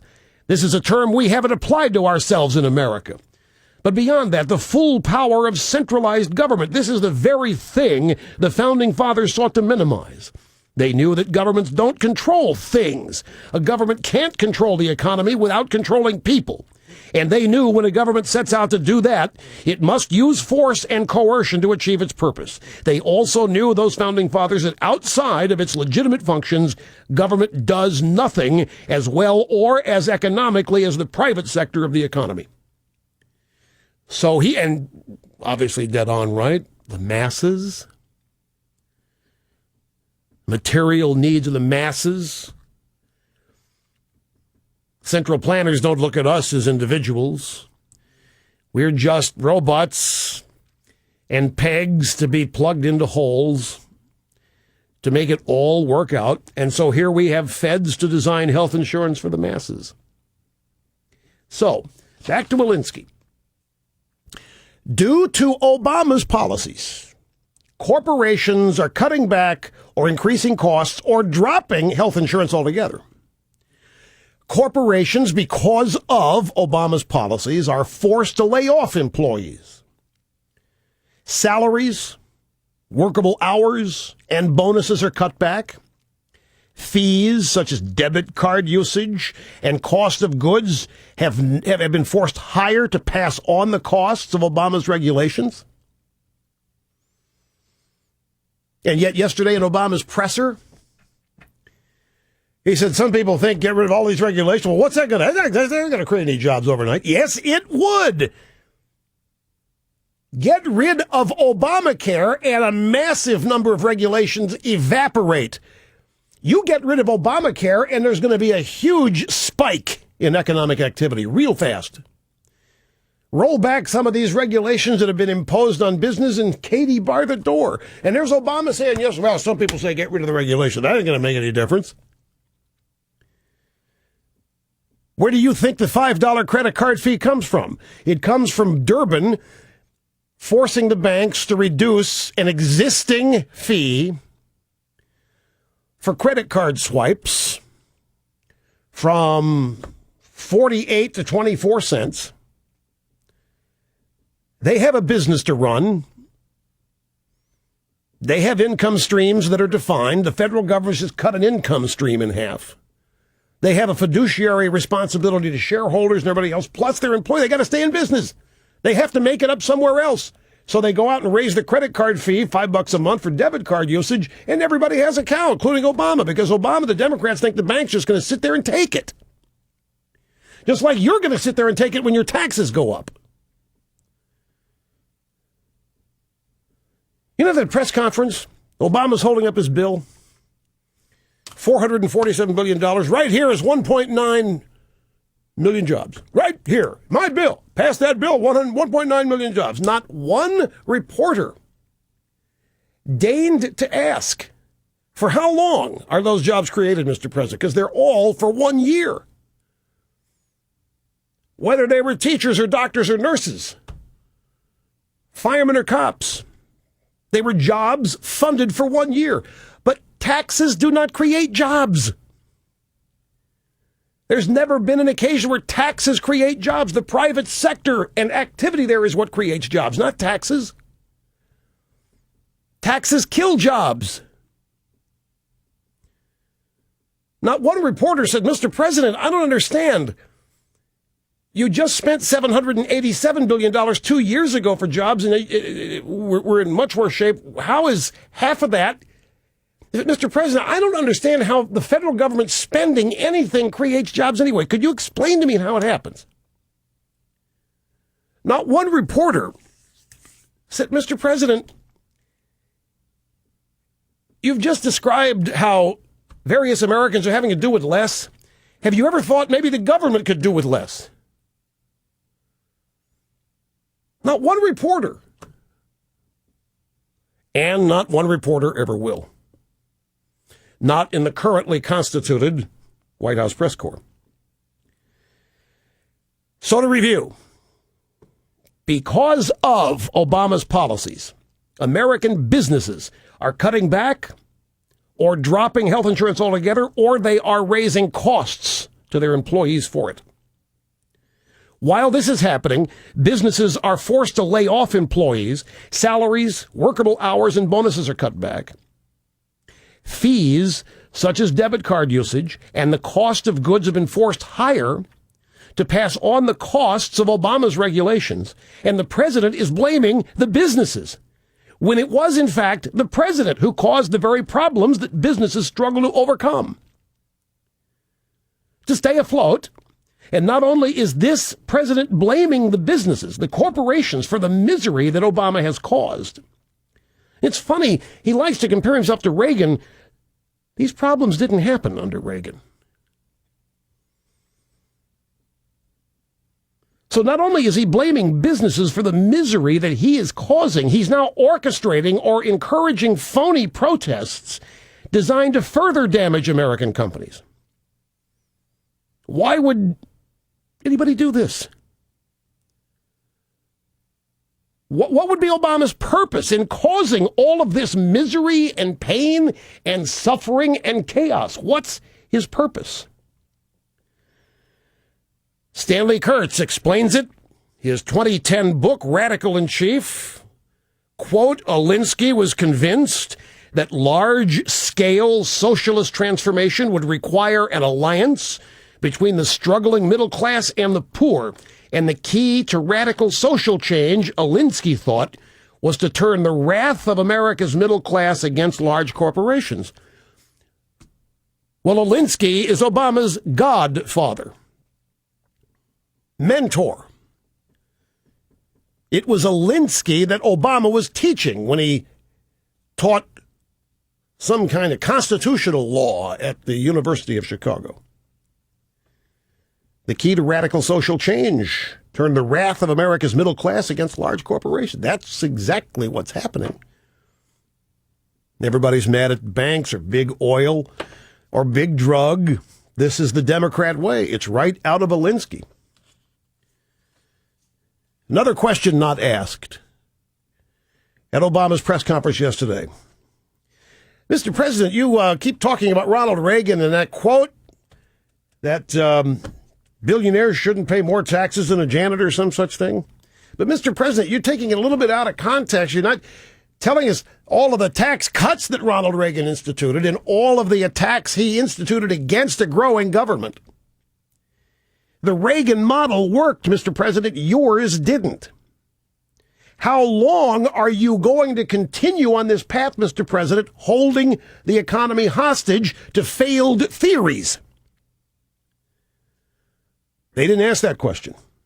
The Reagan boom, which lasted nearly 20 years, did not have an American Jobs Act. But it worked. The Reagan boom did not have stimulus 1, stimulus 2, stimulus period.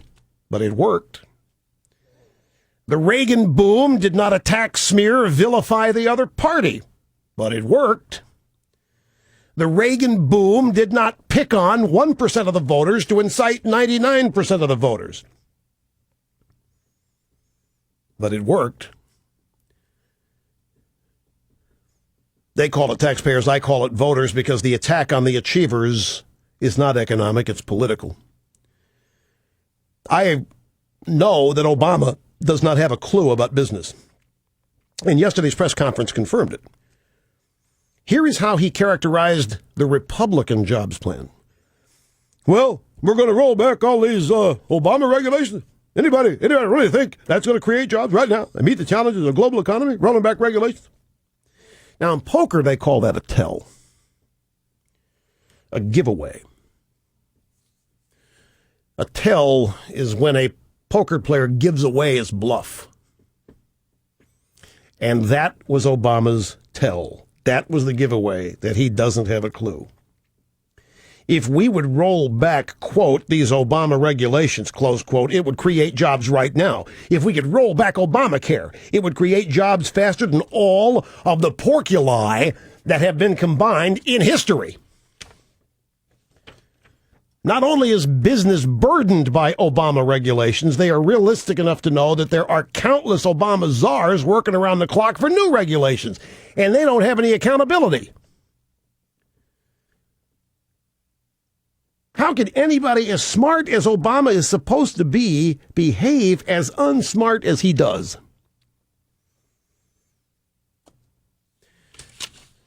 I don't have to say it. It's all in Saul Alinsky's book, Rules for Radicals, and it's all what Obama wants to happen. The wonder of Rush will continue on the EIB network.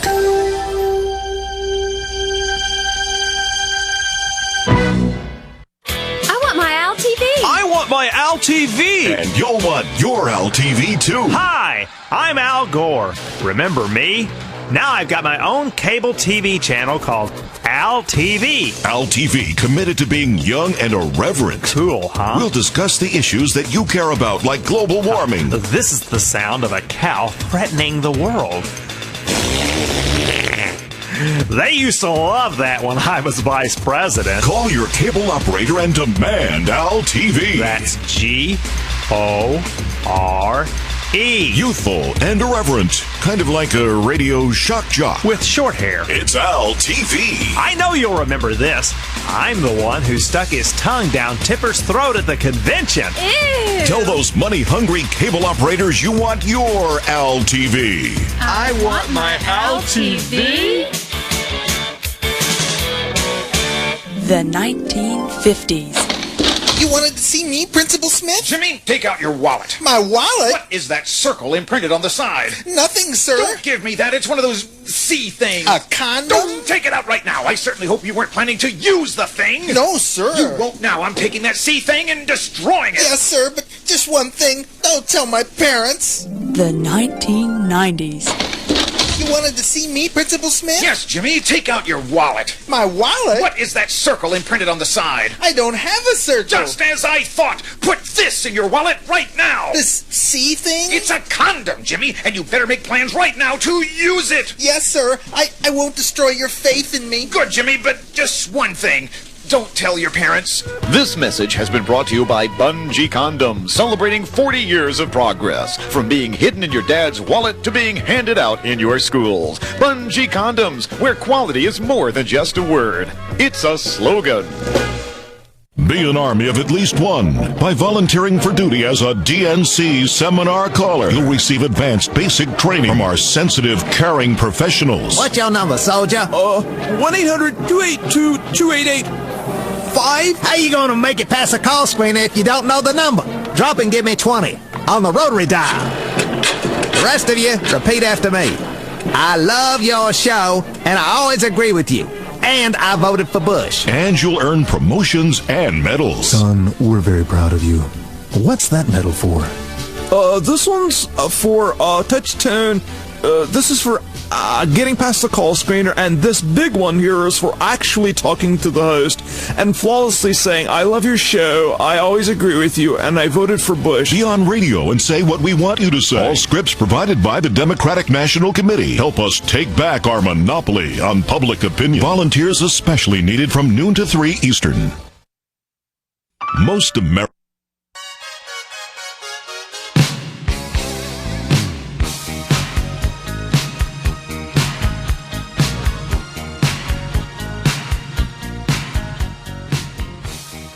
Back to the phones we go on Open Line Friday. This Diana in Stockton, California. Great to have you with us. Hello. Hello. I just want to defend Kane. You know, he had a father that was working 3 jobs. That's very true. To support him and his family. That's very true. And he was pushing his sons to go to college. That's exactly right. And he was trying to help his dad support his family. He had responsibilities to his family. And they insult him because he's not out on the protesting line. Yep. I mean, he is a man that I wish we had more men. He's like not allowed to be his own man. He's got to toe the liberal line as a black. He has to have marched. He has to have been down for the struggle. He has to be part of the civil rights movement. He has to be liberal. He's not allowed to be his own man. That's not fair to him. He had a family. He had responsibility, which more children today should have. Of course. And he had respect for his father. He wanted to accomplish in life. He wanted to be something in life, and he accomplished it. And they're going to throw him into the mud hole because he didn't go out and fight. Damn right. Back then. I mean, sure, maybe, not everybody goes out and protests. Doesn't mean that they don't back their people. I mean, he loves this country. His father loved this country. Doesn't matter. And he had a right to take care of his family. And Doesn't matter. He made the wrong choice. No, he didn't. He made the choice I'm just telling you, that that's was right for his family. No, I agree with you. Don't misunderstand. I'm just telling you that I'm answering you as though you were talking to any liberal. Yeah, he betrayed his people. He is nothing more than a phony black. He wants to be approved by rich white guys. He wants to be in their club, and he knows he has to act and talk and sound like them. Herman Cain would be horrible for black people. He doesn't care about black people. No, he didn't march in a civil rights march. As anybody else, he just wants his family and his people taken care of just like anybody else. That's not up to him. That's up to us. We will take care of your family and his family. The government will do that. He's supposed to be on the protest march, enabling government to get bigger. But the government doesn't do anything but take our money, and then they get the money, and then they dish it out to their interests that they want. Wrong. The government is the only group that cares about black people. The government's the only group that has any compassion for black people. The government's the only people that care about the black family, tearing it apart. But if you think about it, the welfare wouldn't have any money if there wasn't for the rich and the people that work for the rich and the small businesses, because they're the ones that put the money into the government so the government can pay the welfare, the Social Security, You have it exactly backwards. The money is all government's, and what people end up with is what government decides they deserve. And if you keep talking like this, you're going to be on welfare. No. We're going to send people to your house. Do you know what? When I was young, I was on welfare because I got left with my 5 children. Well, why didn't you stay there? I taught my children that if you work for a living and you try, you can make it better. You are an enemy of the state. You're an enemy of the state. You've been brainwashed. No, I'm not. I'm just somebody that believes in the United States and believes if you work hard enough, you can have more. God bless you. God bless you. I got to go. So hot, he sizzles. Rush on the EIB network.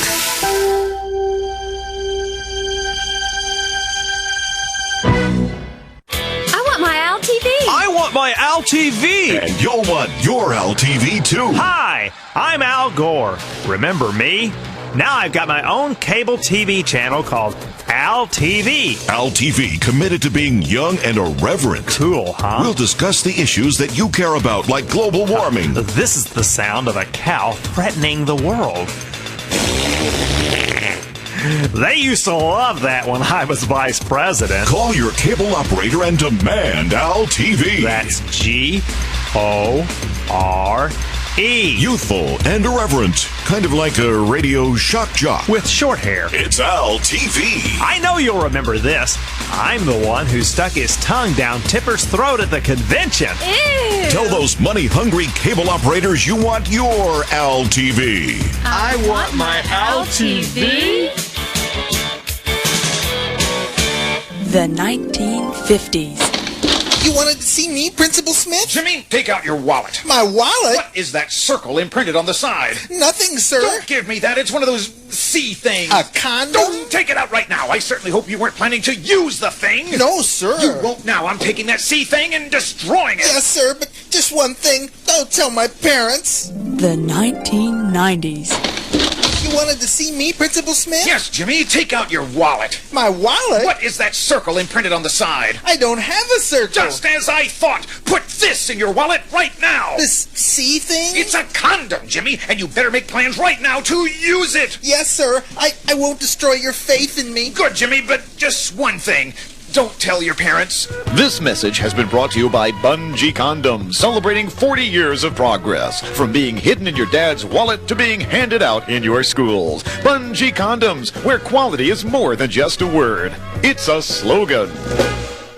Be an army of at least one. By volunteering for duty as a DNC seminar caller, you'll receive advanced basic training from our sensitive, caring professionals. What's your number, soldier? 1-800-282-2885.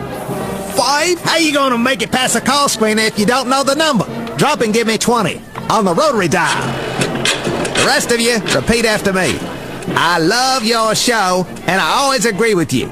And I voted for Bush. And you'll earn promotions and medals. Son, we're very proud of you. What's that medal for? This one's for touch tone.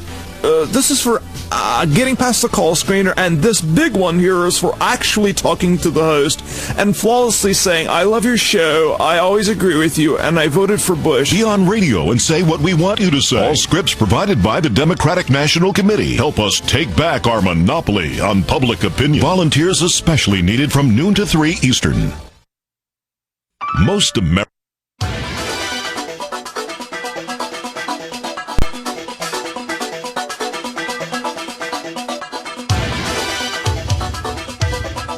You know, I don't remember about Larry O'Donnell complaining about Bill Clinton not marching for civil rights in the South. Bill Clinton's mentor, J. William Fulbright, a noted segregationist. The heck with these people. Not for the rich, we're for allowing people to become rich if they want to. Become whatever they want.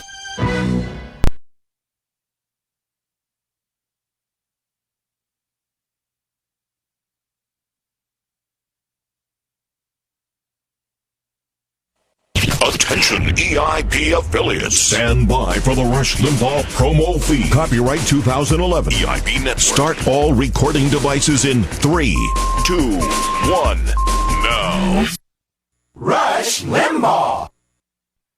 I thought they hated the Tea Party for all the obvious reasons. It's organic, leaderless, spontaneous, and it's real. Rush. Well, you can understand the Democrats hating, but what I didn't know is they're jealous. And so their jealousy has led them to create this mock imitation. Most of the protesters at these things don't even know why they're there. All they can say is, well, I hate the banks, punish the banks. It's a joke.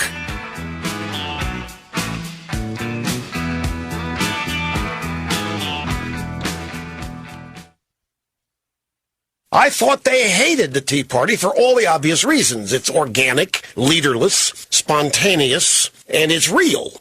Well, you can understand the Democrats hating, but what I didn't know is they're jealous. And so their jealousy has led them to create this mock imitation. Most of the protesters at these things don't even know why they're there. All they can say is, well, I hate the banks, punish the banks. It's a joke. I don't think there's any question, now I think about it, that the White House is behind Occupy Wall Street. The Rush Limbaugh Week in Review. The idea that this is strategically centered and created to look as though there is an effervescent, spontaneous, bubble-up response to the Tea Party is exactly what this is. And that's why some in the state-controlled media are giving it legitimacy, because they hate the Tea Party.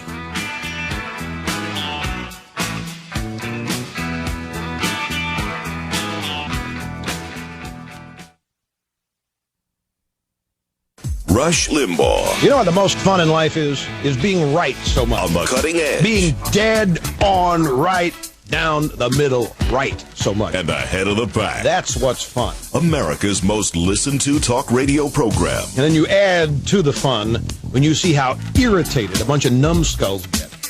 Because you are right. Rush Limbaugh. Because I am right. Yes.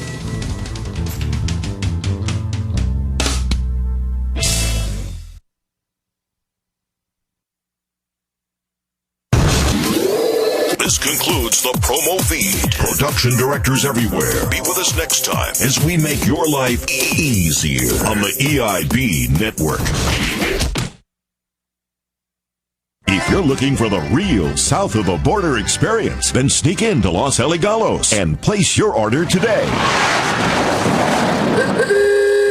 Welcome to Los Aligalos. Can I take your order? Yes, I want free health care, a job, I want to protest in the streets, and I want the entire Southwest U.S. returned to its rightful owner, Mexico. Are you here legally? That's none of your business. And right now in Los Aligalos, you can try our new chicken soft border taco. With a tortilla so thin, you can see right through it. No ID? No problem. In the country illegally? No problem. Just cut in line in front of everyone else. Jace, I'd like a La Raza tostada. Hey, I've been waiting in line here for 10 years. Hey, tell that to Harry Reid and Nancy Pelosi. Bring the whole gang to Los Aligalos and order our MS-13 special. Order a dozen tacos and we'll throw in one free. Viva Los Aligalos! Wear your American flag t-shirt inside out and get a free entry. That's entree? Oh, yeah. Now open 24 hours in all border states. Arizona is subject to change. Now a timely message from the Justice Brothers. What do you do when you're worried about looking bad? After winning your partner's nomination by hook or crook. Call Mitt Romney and ask for his delegate. No, dummy. I'm talking about Hillary. Oh, well, you need to call us. The Justice Brothers. Ask about our comprehensive protest insurance. Covered every possible disaster, from litigation to demonstration. Protect your ill-gotten gains while you can by giving us a seat at the table. Yeah, by the window. With a nice tablecloth. You don't want to upset the community. There could be political earthquakes. Hurricane. Even fires. Let's don't go there. Avoid risk and win with comprehensive protest insurance from us. The Justice Brothers. Limited time offer. Premiums will double after Wisconsin, and all bets are off if you lose Texas and Ohio. Give me just a little more time, and the economy will surely grow. Give me just a little more time, and healthcare will surely flow. Life's too short to make a mistake. Let's pass healthcare and don't hesitate. I don't care how skeptical you may be. This is about you, it's not about me. If we don't do it now, you'll surely regret it. Healthcare's a right in the Constitution we shredded. Give me just a little more time, and the economy will surely grow. Give me just a little more time, and healthcare will surely flow. You're getting scared, 'cause I'm in a hurry. I'm eager for control, but don't you worry. We both want the same things in life. But you'll have your kind of health care and I'll have mine. Don't give up on me, 'cause business is slow. We're gonna succeed with the stimulus, I hope. Give me just a little more time, and the economy will surely grow. Give me just a little more time. Unemployment will surely slow. Baby, trust Barry. Baby, trust Barry. With a little more time, we can do anything we want to. With a little more time.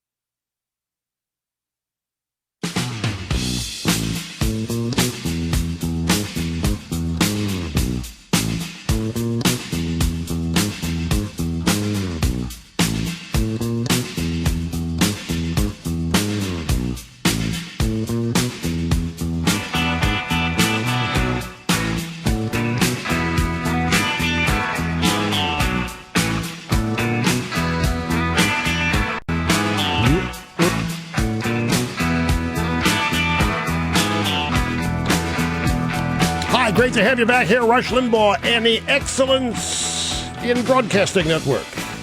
On Friday, let's go. And now, from sunny South Florida, it's Open Line Friday. So who knew? The Godfather Pizza Man is an Uncle Tom. Well, that's what Larry O'Donnell wants us to believe. Happy to have you with us, my friends, and we chug on into the weekend. Open Line Friday, one of the greatest career risks taken by a major media figure. Why? Because when we go to the phones on Open Line Friday, the content of the program is turned over to rank amateurs. I am a highly trained broadcast specialist. I know how to do this. But Friday, the rank amateurs are lovable, by the way. We love all of you out there. You're adored. But what makes it fun? Never know what you're going to get. This Scott Brown business, grab soundbites 22 and 23. This is great. Scott Brown, run against Elizabeth Warren for the Senate in Massachusetts. And she made some dig about the fact that she had never taken off her clothes. As he did. He posed for a Cosmo or some such thing. And Scott Brown said, thank God you never did. And everybody is just wound up over this. Warren started it with a cheap shot at a debate with Scott Brown Tuesday in Lowell, Massachusetts. The moderator starts it. To help pay for his law school education, Scott Brown posed for Cosmo. How did you pay for your college education? I kept my clothes on. And during the interview on a radio program, one of the hosts had this little exchange with Brown. Have you officially responded to Elizabeth Warren's comment about how she didn't take her clothes off? Thank God. Oh, yeah. And now the feminazis are livid. And why? That's because he nailed it. Damn right. That's thank God. She never took her clothes off. And you're just not supposed to. She can say what she wants because she's the girl. But that's a mean-spirited. You can't say those kinds of things. Ladies and gentlemen, no, didn't call any names. Just said thank God. Just said thank God, and everybody laughed about it. It was great comedy because it had an element of truth in it. Well, I mean that's one of the requirements, I think, of good comedy. Now. And I said right before the break, I don't remember Larry O'Donnell complaining about Bill Clinton not marching for civil rights. And, of course, Bill Clinton was famous for telling stories about seeing all these black churches burn. The stories turned out to be untrue. Bill Clinton's mentor was a segregationist during the civil rights days. That's J. William Fulbright, senator from Arkansas. But here's Obama with his class warfare business. And getting after Herman Cain because his father chose to work rather than march, and so forth. We often find ourselves in the position of having to defend the rich, and a lot of people are. Al Gore's dad was a segregationist too, Al Gore Sr. Well, a lot of those Democrats back there were segregationists. But we're not for the rich. And none of you ought to feel the need to have to defend the rich if you get nervous, although I don't have any problem with it. Some people get nervous having to do it. But what we are for is allowing people to become rich if they want to. We want a country that permits it. We want a country where it's possible. We want a country where there's all kinds of Steve Jobses running around. We want a country where you're free to become whatever you want or to be as little as you want. Your life. We don't believe a bunch of central planners ought to live it for you. We don't believe that wealth is only permissible in certain places, like Hollywood, or with trial lawyers, or union bosses, or crony capitalists. You know, the left doesn't have a problem with wealth in certain places. They love Hollywood riches, and they love their union bosses having wealth and interminable pension plans and so forth. But we don't believe that wealth is only permissible in certain sectors. When you look at the presidential campaign, truth of the matter is, Barack Obama can't hold a candle to any of the Republican candidates. This is not about who marched, when and where, or for what. It's about who should be president. Obama has no credentials. He's got none. There was nothing in Obama's past to recommend him for this job. There was no qualifications. It was 2 books, and he was acceptable because of the way he spoke and the color of his skin. To the left. All of that stuff mattered to the left. His record, there wasn't one. All the votes for president when he was a senator in the Illinois State Senate, United States Senator where he showed up for less than 150 days. Herman Cain, on the other hand, has tons of credentials, and that goes for all of the GOP candidates. Ronald Reagan created more jobs, including in the black community, than Obama ever has or ever will. But liberals never liked Reagan, and they love Obama. Go figure.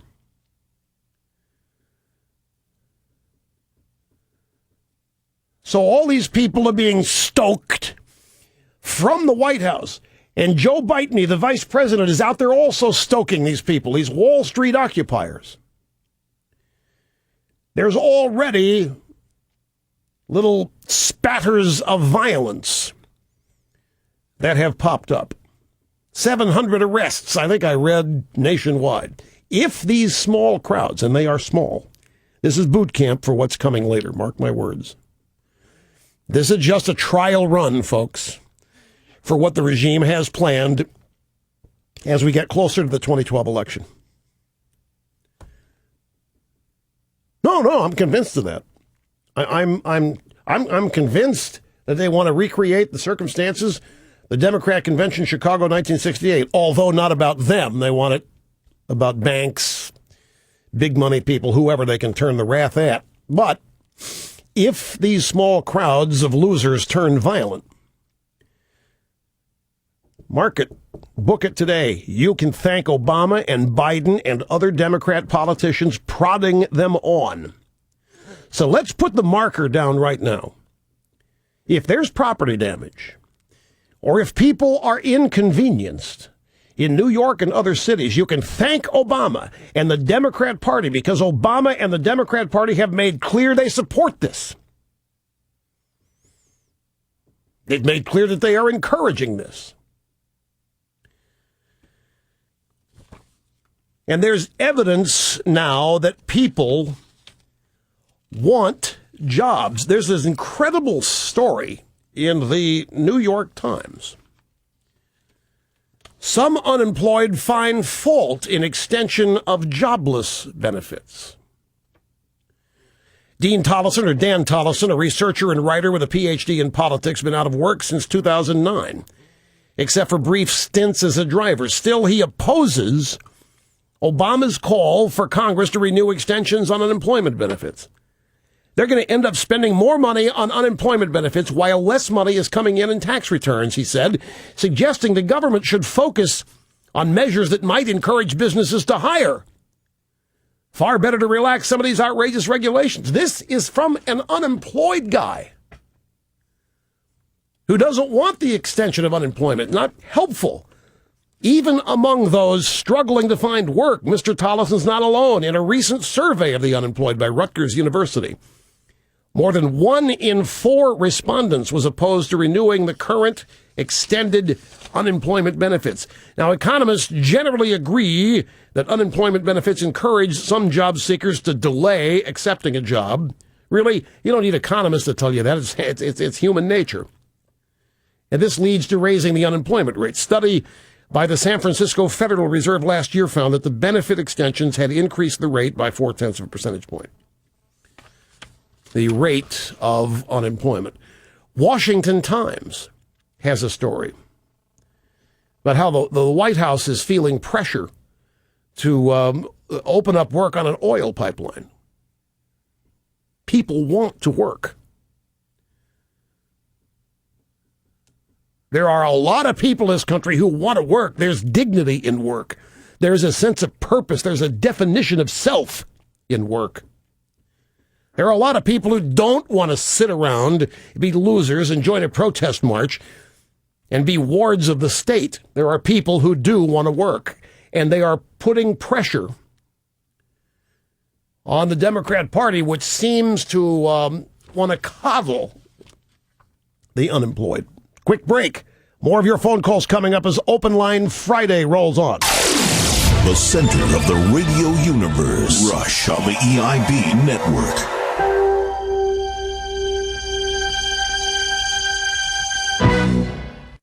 I want my Al TV. I want my Al TV. And you'll want your Al TV too. Hi, I'm Al Gore. Remember me?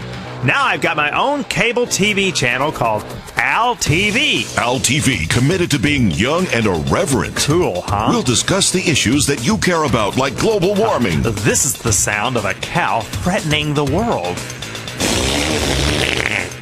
They used to love that when I was vice president. Call your cable operator and demand Al TV. That's G-O-R-E.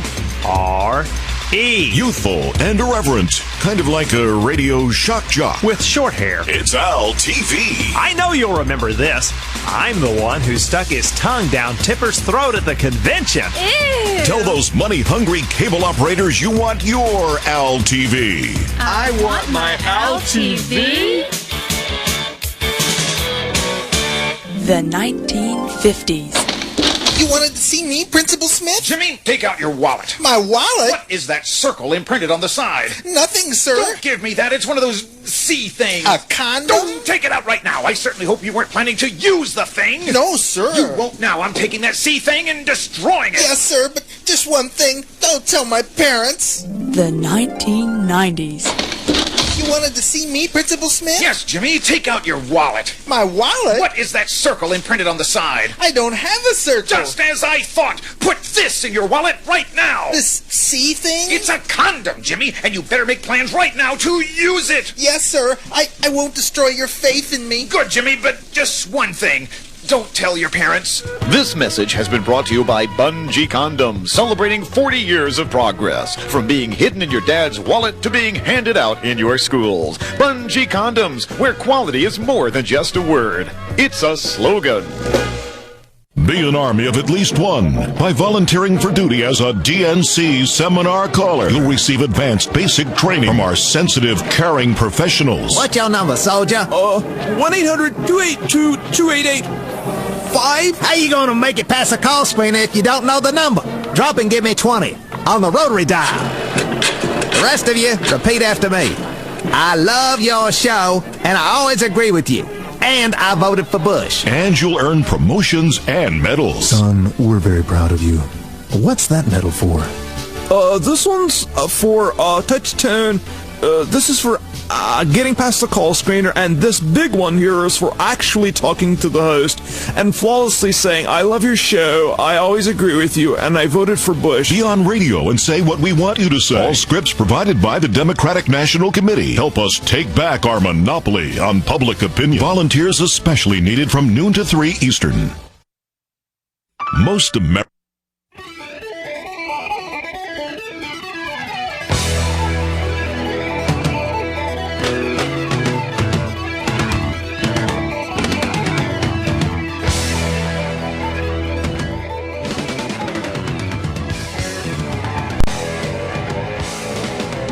Back to the phones in Miami we go. This is Jose. Jose, great to have you on Open Line Friday. Welcome.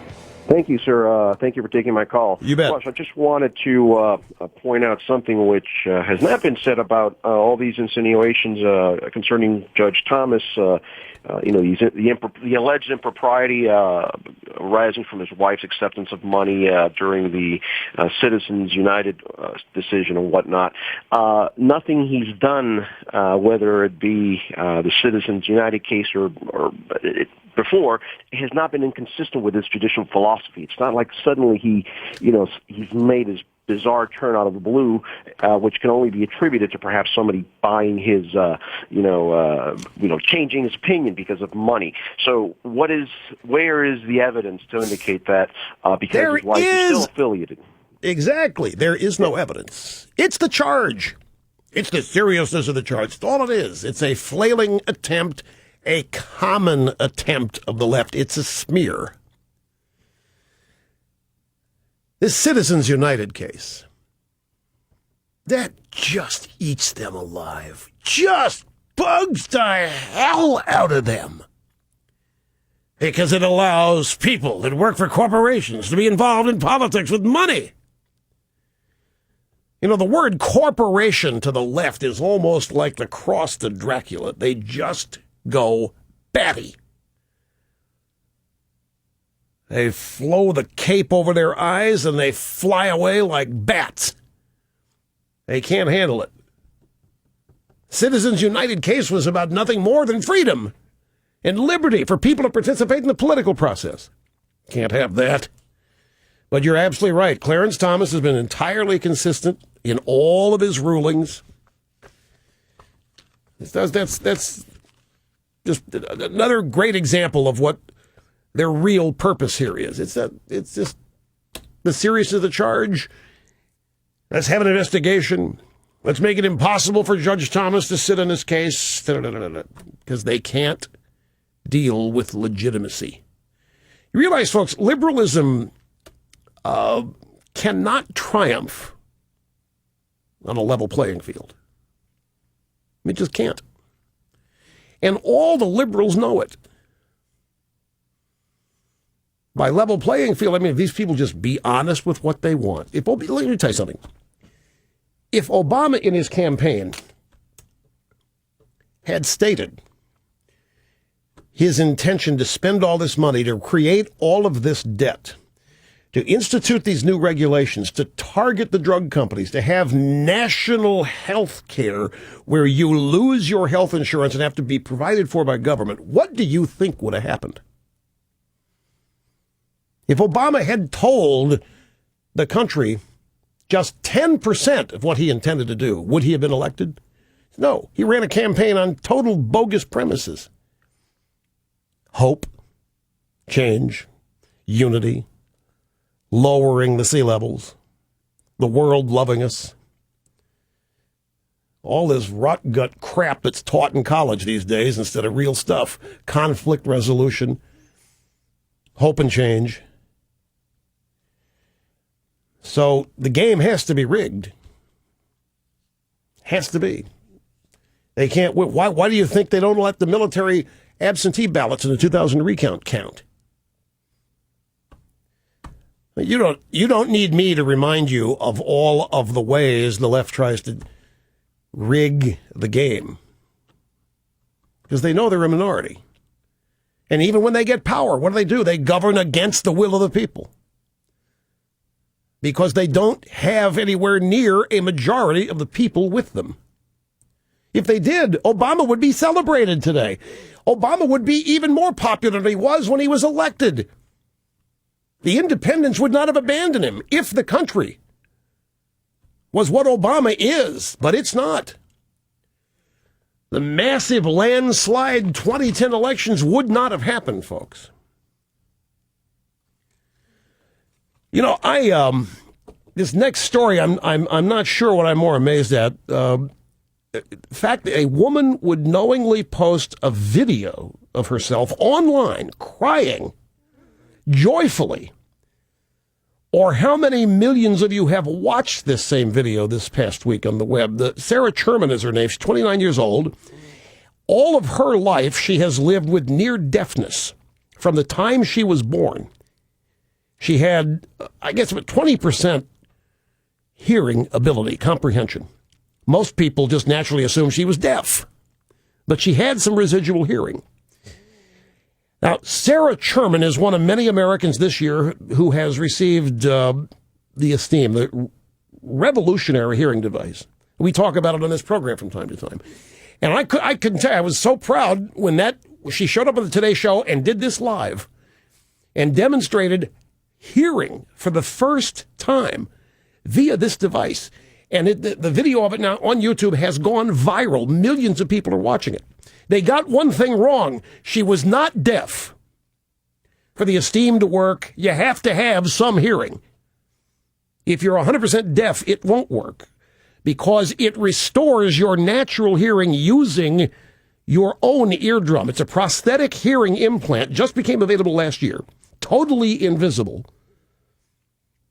If you were to meet her today, you would not see it.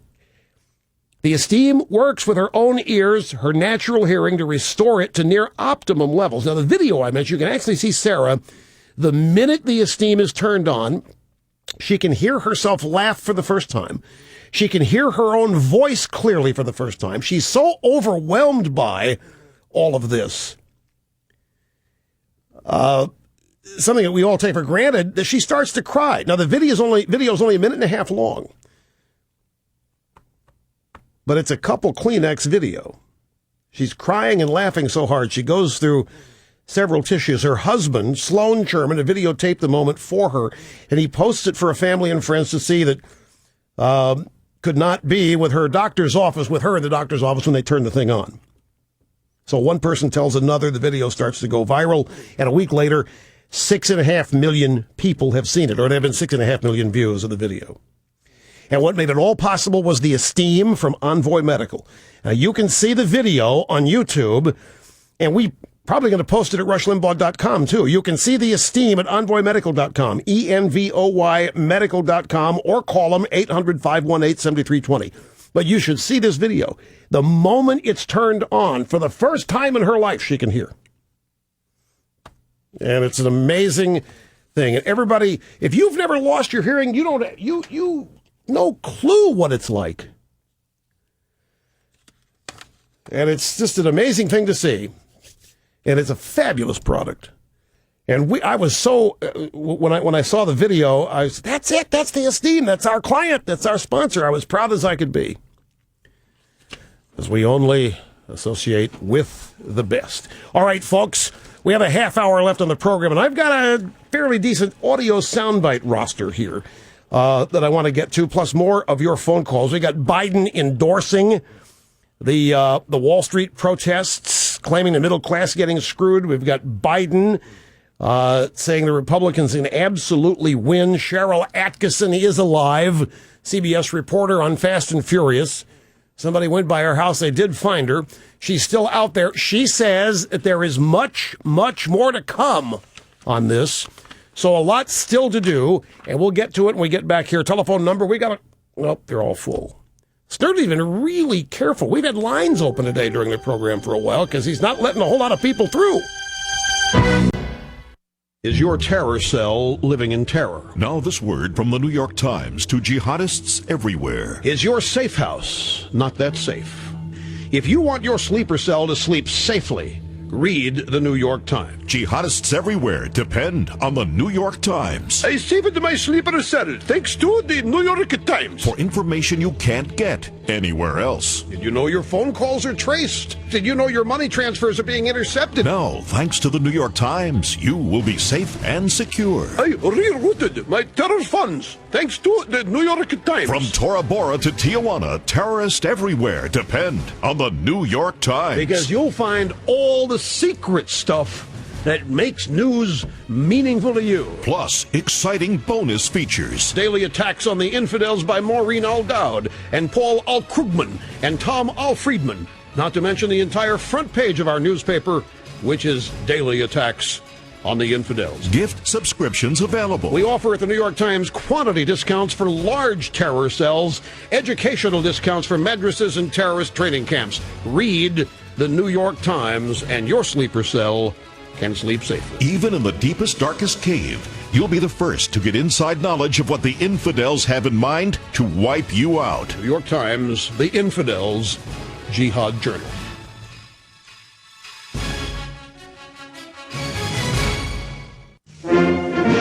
Now, an official announcement by our dear leader, Barack Hussein Obama. Every day, people all across America are spreading vicious stories and taking my name in vain. To get reelected, we must fight against the truth that blocks our way. That's why I created AttackWatch.com, a website devoted to shutting down the free expression of all subversive, counter-revolutionary ideas.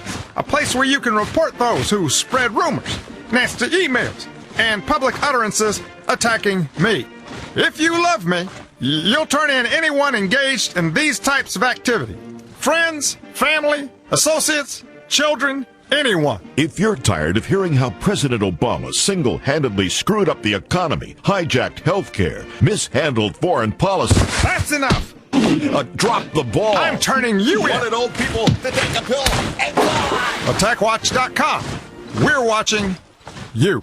Now, something new yet familiar to everyone. It's Ron Artest. Hey, yo, fool. Stop with the old school rap and bust it with the now. You gotta do representing for me, Ron Artest. Word up to all peeps, some fresh tracks been laying down. What up? This Ron Artest, busting out with the soft with some old school oldies with a fresh twist. Ain't no suspension long enough. There ain't no fines that are big enough.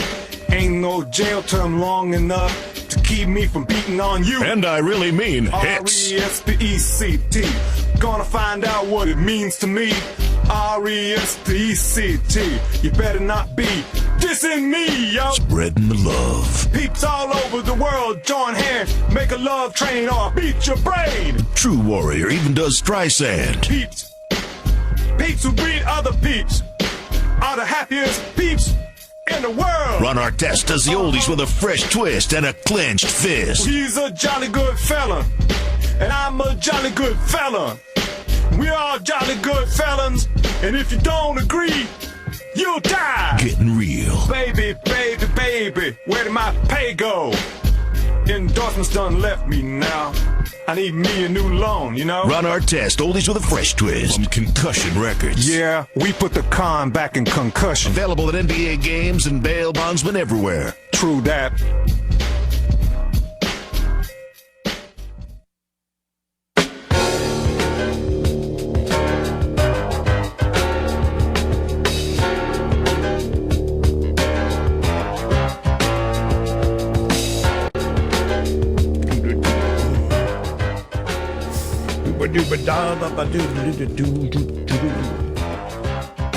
We have a soundbite from this morning at the Citadel.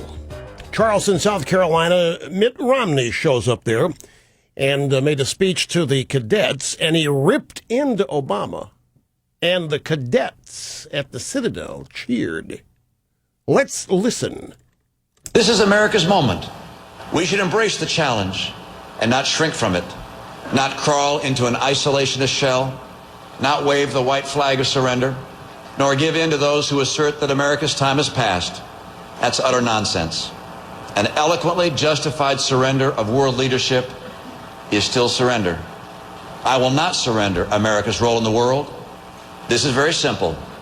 If you do not want America to be the strongest nation on earth, I'm not your president. You have that president today.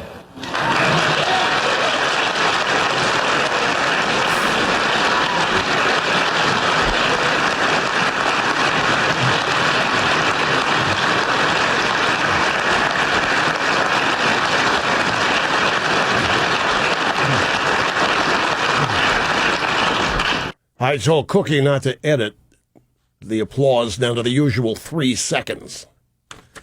So, what a line. If you don't want America to be the strongest nation on earth, I'm not your president. You have that president already. And the cadets erupted. So the next time somebody tells you that they think, Obama's, he's eased his weakness on foreign policy, think again. Obama hasn't dissuaded anybody of his incompetence. He hasn't dissuaded anybody who has doubts about him. Not a soul. People have doubts about Obama. Those doubts are multiplying. And they are solidifying. I spoke to Stanley Kurtz. I want to go back to this Alinsky business. I spoke to Stanley Kurtz for the Limbaugh letter interview in December. And this is one of the things he told me. So the idea here, Obama's idea, polarize the country between the Democrats and Republicans along class lines. How do you do that? Well, first you attack business interests and literally drive them out of the Democrat Party and into the Republican Party. Now, that might sound crazy. Why would you want to drive anyone out of your party? But the idea is that by attacking business interests, and of course we've seen what Obama did with the Chamber of Commerce and some of his other actions, his attack on fat cats, his attacks on the Supreme Court during a State of the Union address over the campaign finance issue. Once you attack business interests, the theory is you jumpstart this populist anti-business movement of the left, and those people pour into the Democrat Party. And the idea of Obama's socialist mentors was that if you can polarize the parties almost completely along class lines, the party of the have-nots, in this case the Democrats, will gradually drift further and further towards socialism. So when you see Obama talking about enemies, because that also activates another key part of the coalition, the theory is that you bring in activated minority groups, you ally them with the anti-business populists. All of his attack techniques are efforts to jumpstart this populist movement of the left. Now, Stanley Kurtz told me this. He writes for National Review Online and a number of other places. And he told me this in an interview, the Limbaugh letter, coming up now on a year ago. How prescient was he? It's exactly what is happening.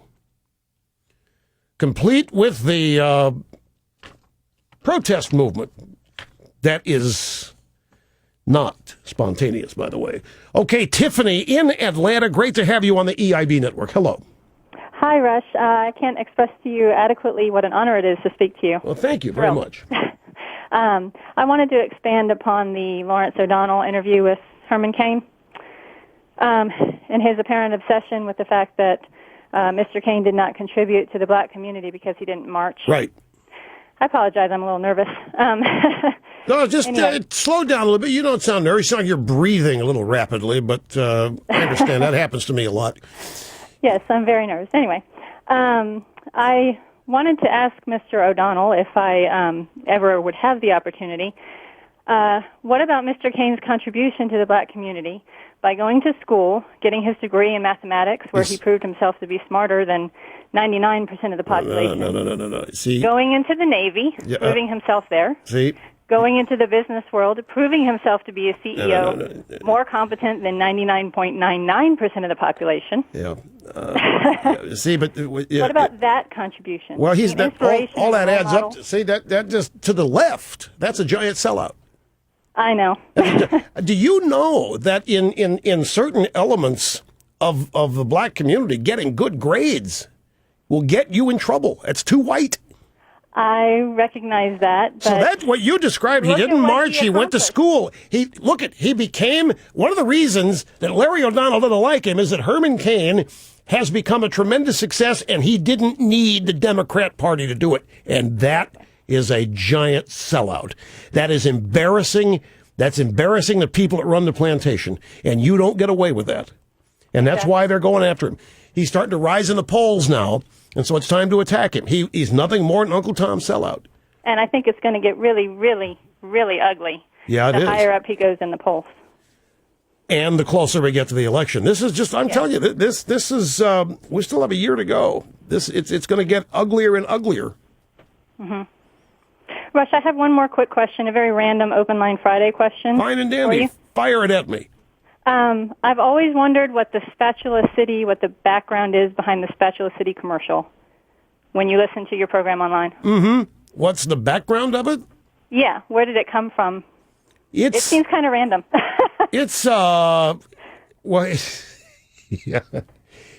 The Spatula City commercial is actually, isn't that a weird, that's a Weird Al Yankovic bit that is on one of his comedy albums. Oh. I had no idea. Say that again, Mike. Oh, I'm sorry. It's from the movie UHF. Oh, okay. Yeah, it featured Al Yankovic. Do you know who Weird Al Yankovic is? Yes, I do. Okay, well, I grew up in the 80s, so I'm very familiar with him. All right, so you remember the Reagan years, too, then? Yes, I was young, but I was old enough to pay attention, and I grew up admiring him very much, so... Well, it's from the movie UHF, and first time I heard it, it cracked me up like crazy. And nobody's ever taken it off of the loop. It just constantly loops out there. People complain about it. Get rid of it. I've been hearing it for 20 years. I think it's funny. I just couldn't. I didn't know the context of it, where it came from. Yeah, it's a great parody. A great parody on all these TV, the Ginsu knife, the bamboo steamer, all that stuff. It's a great send off on all that. Gotcha. Well, thank you for your time. All right, thanks. That's you think the people in the audience don't know what we're talking about? Well, no, wait. If they're listening on to the web stream, they've heard it. Mike, you better play it. We haven't played this on the show for probably 20 years. Is it readily accessible or is it hidden? Okay, here's the Spatula City commercial. Now, I have to apologize to those of you that hear this thing 4 times a day, either on hold or listening to the show via our website. But here for you who never heard it and don't know what she's talking about, this is what it is. There's just one place to go for all your spatula needs. Spatula City! Spatula City! A giant warehouse of spatulas for every occasion. Thousands to choose from in every shape, size, and color. And because we eliminate the middleman, we can sell all our spatulas factory direct to you. Where do you go when you want to buy name brand spatulas at a fraction of retail cost? Spatula City! Spatula City! And this weekend only, take advantage of our special liquidation sale. Buy 9 spatulas, get the 10th one for just 1 penny. Don't forget, they make great Christmas presents. And what better way to say I love you than with a gift of a spatula? Spatula City! Spatula City! Hello, this is Cy Greenbloom, president of Spatula City. I like their spatulas so much, I bought the company. Spatula City, 7 locations. We're in the yellow pages under spatulas. Spatula City, we sell spatulas, and that's all.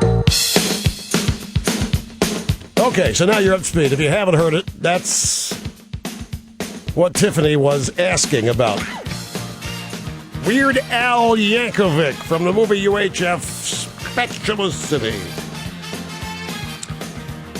Folks, the latest tax bill, known only within the White House and up at the Senate as the American Jobs Act, is a perfect example of why you might want to be all the more engaged with what's going on in Washington. Now, you might be saying, how can you be even more engaged since you are a listener to this program? Well, I'm going to say this without hesitation. I believe this regime is out to destroy the capitalist economy of our country and change our way of life. And nobody can convince me otherwise. But, in one sense, it doesn't matter what the motivation is. It's still happening. Our economy is being destroyed. If it's being done on purpose, I'm livid. If it's being done because of incompetence, I'm just as livid. But it's still happening. And it's going to take years to repair the damage. And we have to start now. We have to keep the pressure up, keep our message clear. We need reduced government, not more. Now, our buddies at the Heritage Foundation are doing something about it, and you can chime in. You should speak up. It's a collaborative effort, folks. Heritage has drafted an open letter to Congress telling them that the time has come to cut spending.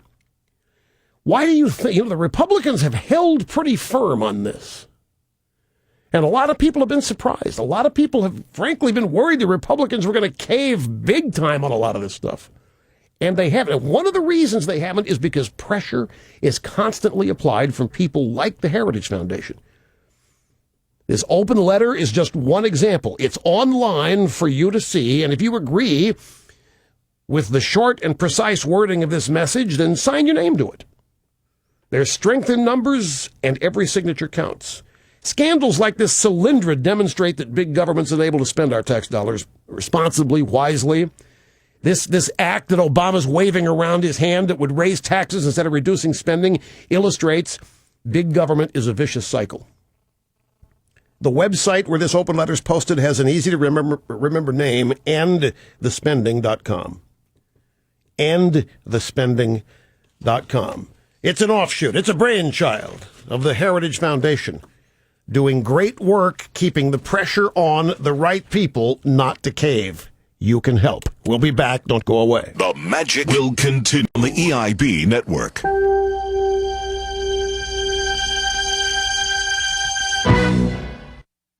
want my Al TV. I want my Al TV. And you'll want your Al TV too. Hi, I'm Al Gore. Remember me? Now I've got my own cable TV channel called Al TV. Al TV, committed to being young and irreverent. Cool, huh? We'll discuss the issues that you care about, like global warming. This is the sound of a cow threatening the world. They used to love that when I was vice president. Call your cable operator and demand Al TV. That's G-O-R-E. Youthful and irreverent. Kind of like a radio shock jock. With short hair. It's Al TV. I know you'll remember this. I'm the one who stuck his tongue down Tipper's throat at the convention. Ew. Tell those money-hungry cable operators you want your Al TV. I want my Al TV. The 1950s. You wanted to see me, Principal Smith? Jimmy, take out your wallet. My wallet? What is that circle imprinted on the side? Nothing, sir. Don't give me that. It's one of those C things. A condom? Don't take it out right now. I certainly hope you weren't planning to use the thing. No, sir. You won't now. I'm taking that C thing and destroying it. Yes, sir, but just one thing. Don't tell my parents. The 1990s.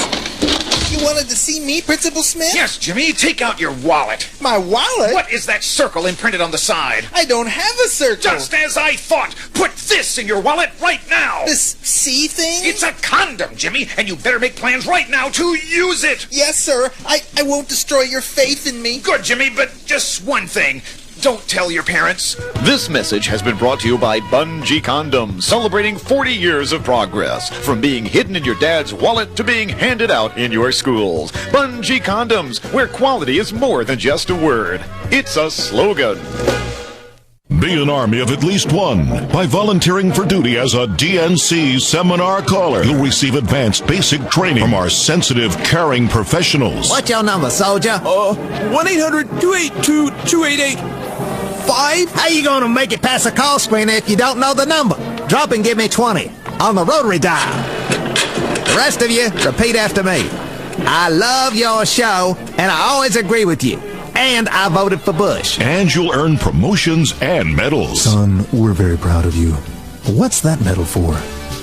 This one's for touch tone. This is for getting past the call screener, and this big one here is for actually talking to the host and flawlessly saying, I love your show, I always agree with you, and I voted for Bush. Be on radio and say what we want you to say. All scripts provided by the Democratic National Committee. Help us take back our monopoly on public opinion. Volunteers especially needed from noon to 3 Eastern. Most Americans think that illegals should head back home. We used to think so too, till we realized illegals could pay 21% interest on their credit cards, just like the gringos. Introducing the all-new Bank of Amigo card. The Bank of Amigo card is the best friend an undocumented worker ever had. Packed with special features like bonus points for every day you're in our country. Good towards health care, border crossings, college education, fake IDs, and so much more. And the Bank of Amigo card is the only card endorsed by Senator John McCain. If you need cash and can't wait till mañana, then the Bank of Amigo card is for you. Plus, the more you owe, the less likely you are to be deported. There's no immigration check, no social security number required. Just sign your name, or anybody else's, on the dotted line. Caramba, it's easier than sneaking in. Thanks, Bank of Amigo. The Bank of Amigo card, because when it comes to money, we're all amigos.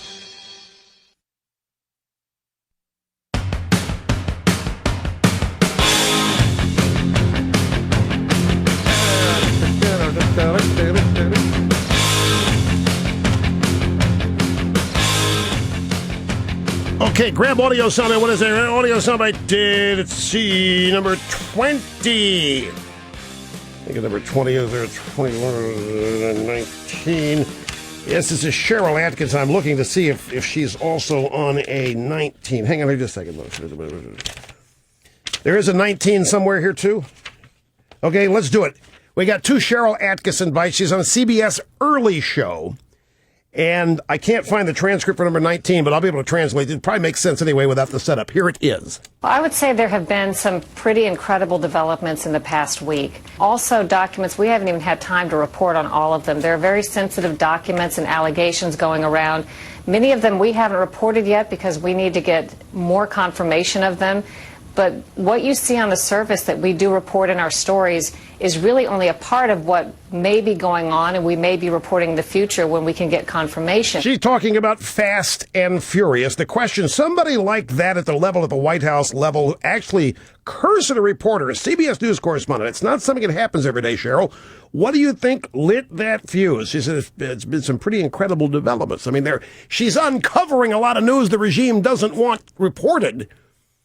So then Chris Raggi, a co-anchor, said, what made the president have to defend the attorney general yesterday? You go back to him testifying to Congress in May, the Attorney General. He said he learned about Fast and Furious earlier in the spring, but this week, CBS News reported that new Justice Department memos show that Holder received regular briefings as early as July of 2010, and we'll be posting some more documents that also show then Deputy Attorney General Gary Grindler, he's now Attorney General Holder's Chief of Staff, got a detailed briefing on the gun smuggling operation in March of 2010. He took handwritten notes, he marked up photographs of AK-47s, and a map where he noted, quote, seizures in Mexico. So this is why, the Justice Department is having to push back a little bit and what the president was talking about. But Holder didn't know any of it.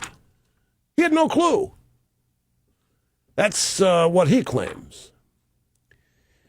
Also, I promise we got a bite from Joe Biden. Grab number 18. This is short and sweet. On Washington Ideas Forum, David Gregory interviewing Biden, and the question, is the Republican Party strong enough of a party for its nominee to beat this president? Oh, absolutely. Absolutely. It's strong enough to beat both of us.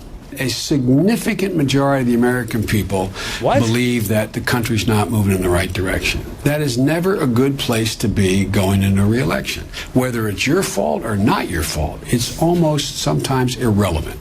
What is this? Did you hear the? Oh, absolutely, absolutely. He's strong enough to beat both of us. Does he mean you, too, Gregory? Yeah. I mean, the Republican Party is strong enough to beat both Obama and the media. Or does he mean Obama and him? I'm sure he means Obama and him as the vice president on the ticket. He did sound kind of enthusiastic about the prospect. Oh, yeah. Absolutely strong enough to beat both of us. I've never stopped to think that people might also be voting against Bite Me, but yeah, that could work. Anyway, brief time out. We'll wrap it up when we get back. He makes it look easy, but it's not. Rush on the EIB network.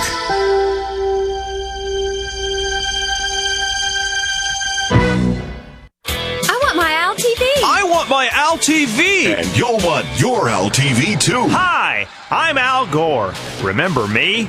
Now I've got my own cable TV channel called Al TV. Al TV, committed to being young and irreverent. Cool, huh? We'll discuss the issues that you care about, like global warming. This is the sound of a cow threatening the world. They used to love that when I was vice president. Call your cable operator and demand Al TV. That's G-O-R-E. Youthful and irreverent. Kind of like a radio shock jock. With short hair. It's Al TV. I know you'll remember this. I'm the one who stuck his tongue down Tipper's throat at the convention. Ew. Tell those money-hungry cable operators you want your Al TV. I want my Al TV. The 1950s. You wanted to see me, Principal Smith? Jimmy, take out your wallet. My wallet? What is that circle imprinted on the side? Nothing, sir. Don't give me that. It's one of those C things. A condom? Don't take it out right now. I certainly hope you weren't planning to use the thing. No, sir. You won't now. I'm taking that C thing and destroying it. Yes, sir, but just one thing. Don't tell my parents. The 1990s. You wanted to see me, Principal Smith? Yes, Jimmy. Take out your wallet. My wallet? What is that circle imprinted on the side? I don't have a circle. Just as I thought. Put this in your wallet right now. This C thing? It's a condom, Jimmy, and you better make plans right now to use it. Yes, sir. I won't destroy your faith in me. Good, Jimmy, but just one thing. Don't tell your parents. This message has been brought to you by Bungee Condoms, celebrating 40 years of progress. From being hidden in your dad's wallet to being handed out in your schools. Bungee Condoms, where quality is more than just a word. It's a slogan.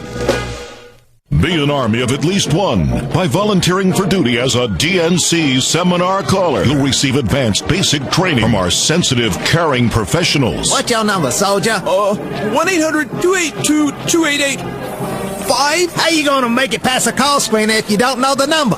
Drop and give me 20 on the rotary dial. The rest of you, repeat after me.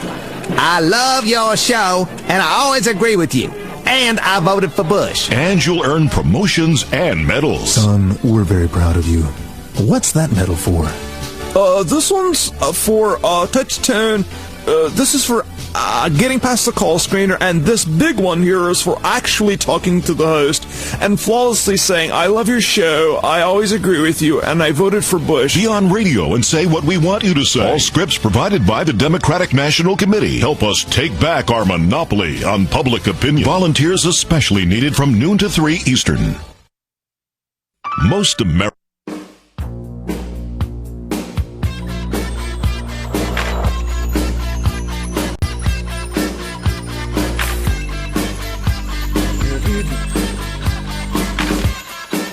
A liberal organizer told the Daily Caller Thursday afternoon, the website, that he paid some Hispanics to attend Occupy D.C. protests happening in the nation's capital. Oh yeah, some of them are volunteers, some of them aren't. I can't identify the ones we paid. I'm not going to do that. And in Los Angeles, the mayor was handing out rain ponchos to protesters, because they don't know how to sew their own sleeping bags out there. Folks, have a great weekend. Mark Davis will be in. It's Columbus Day on Monday, and I'm not going to miss this one. I've never taken that holiday off. It's the first I'm doing it.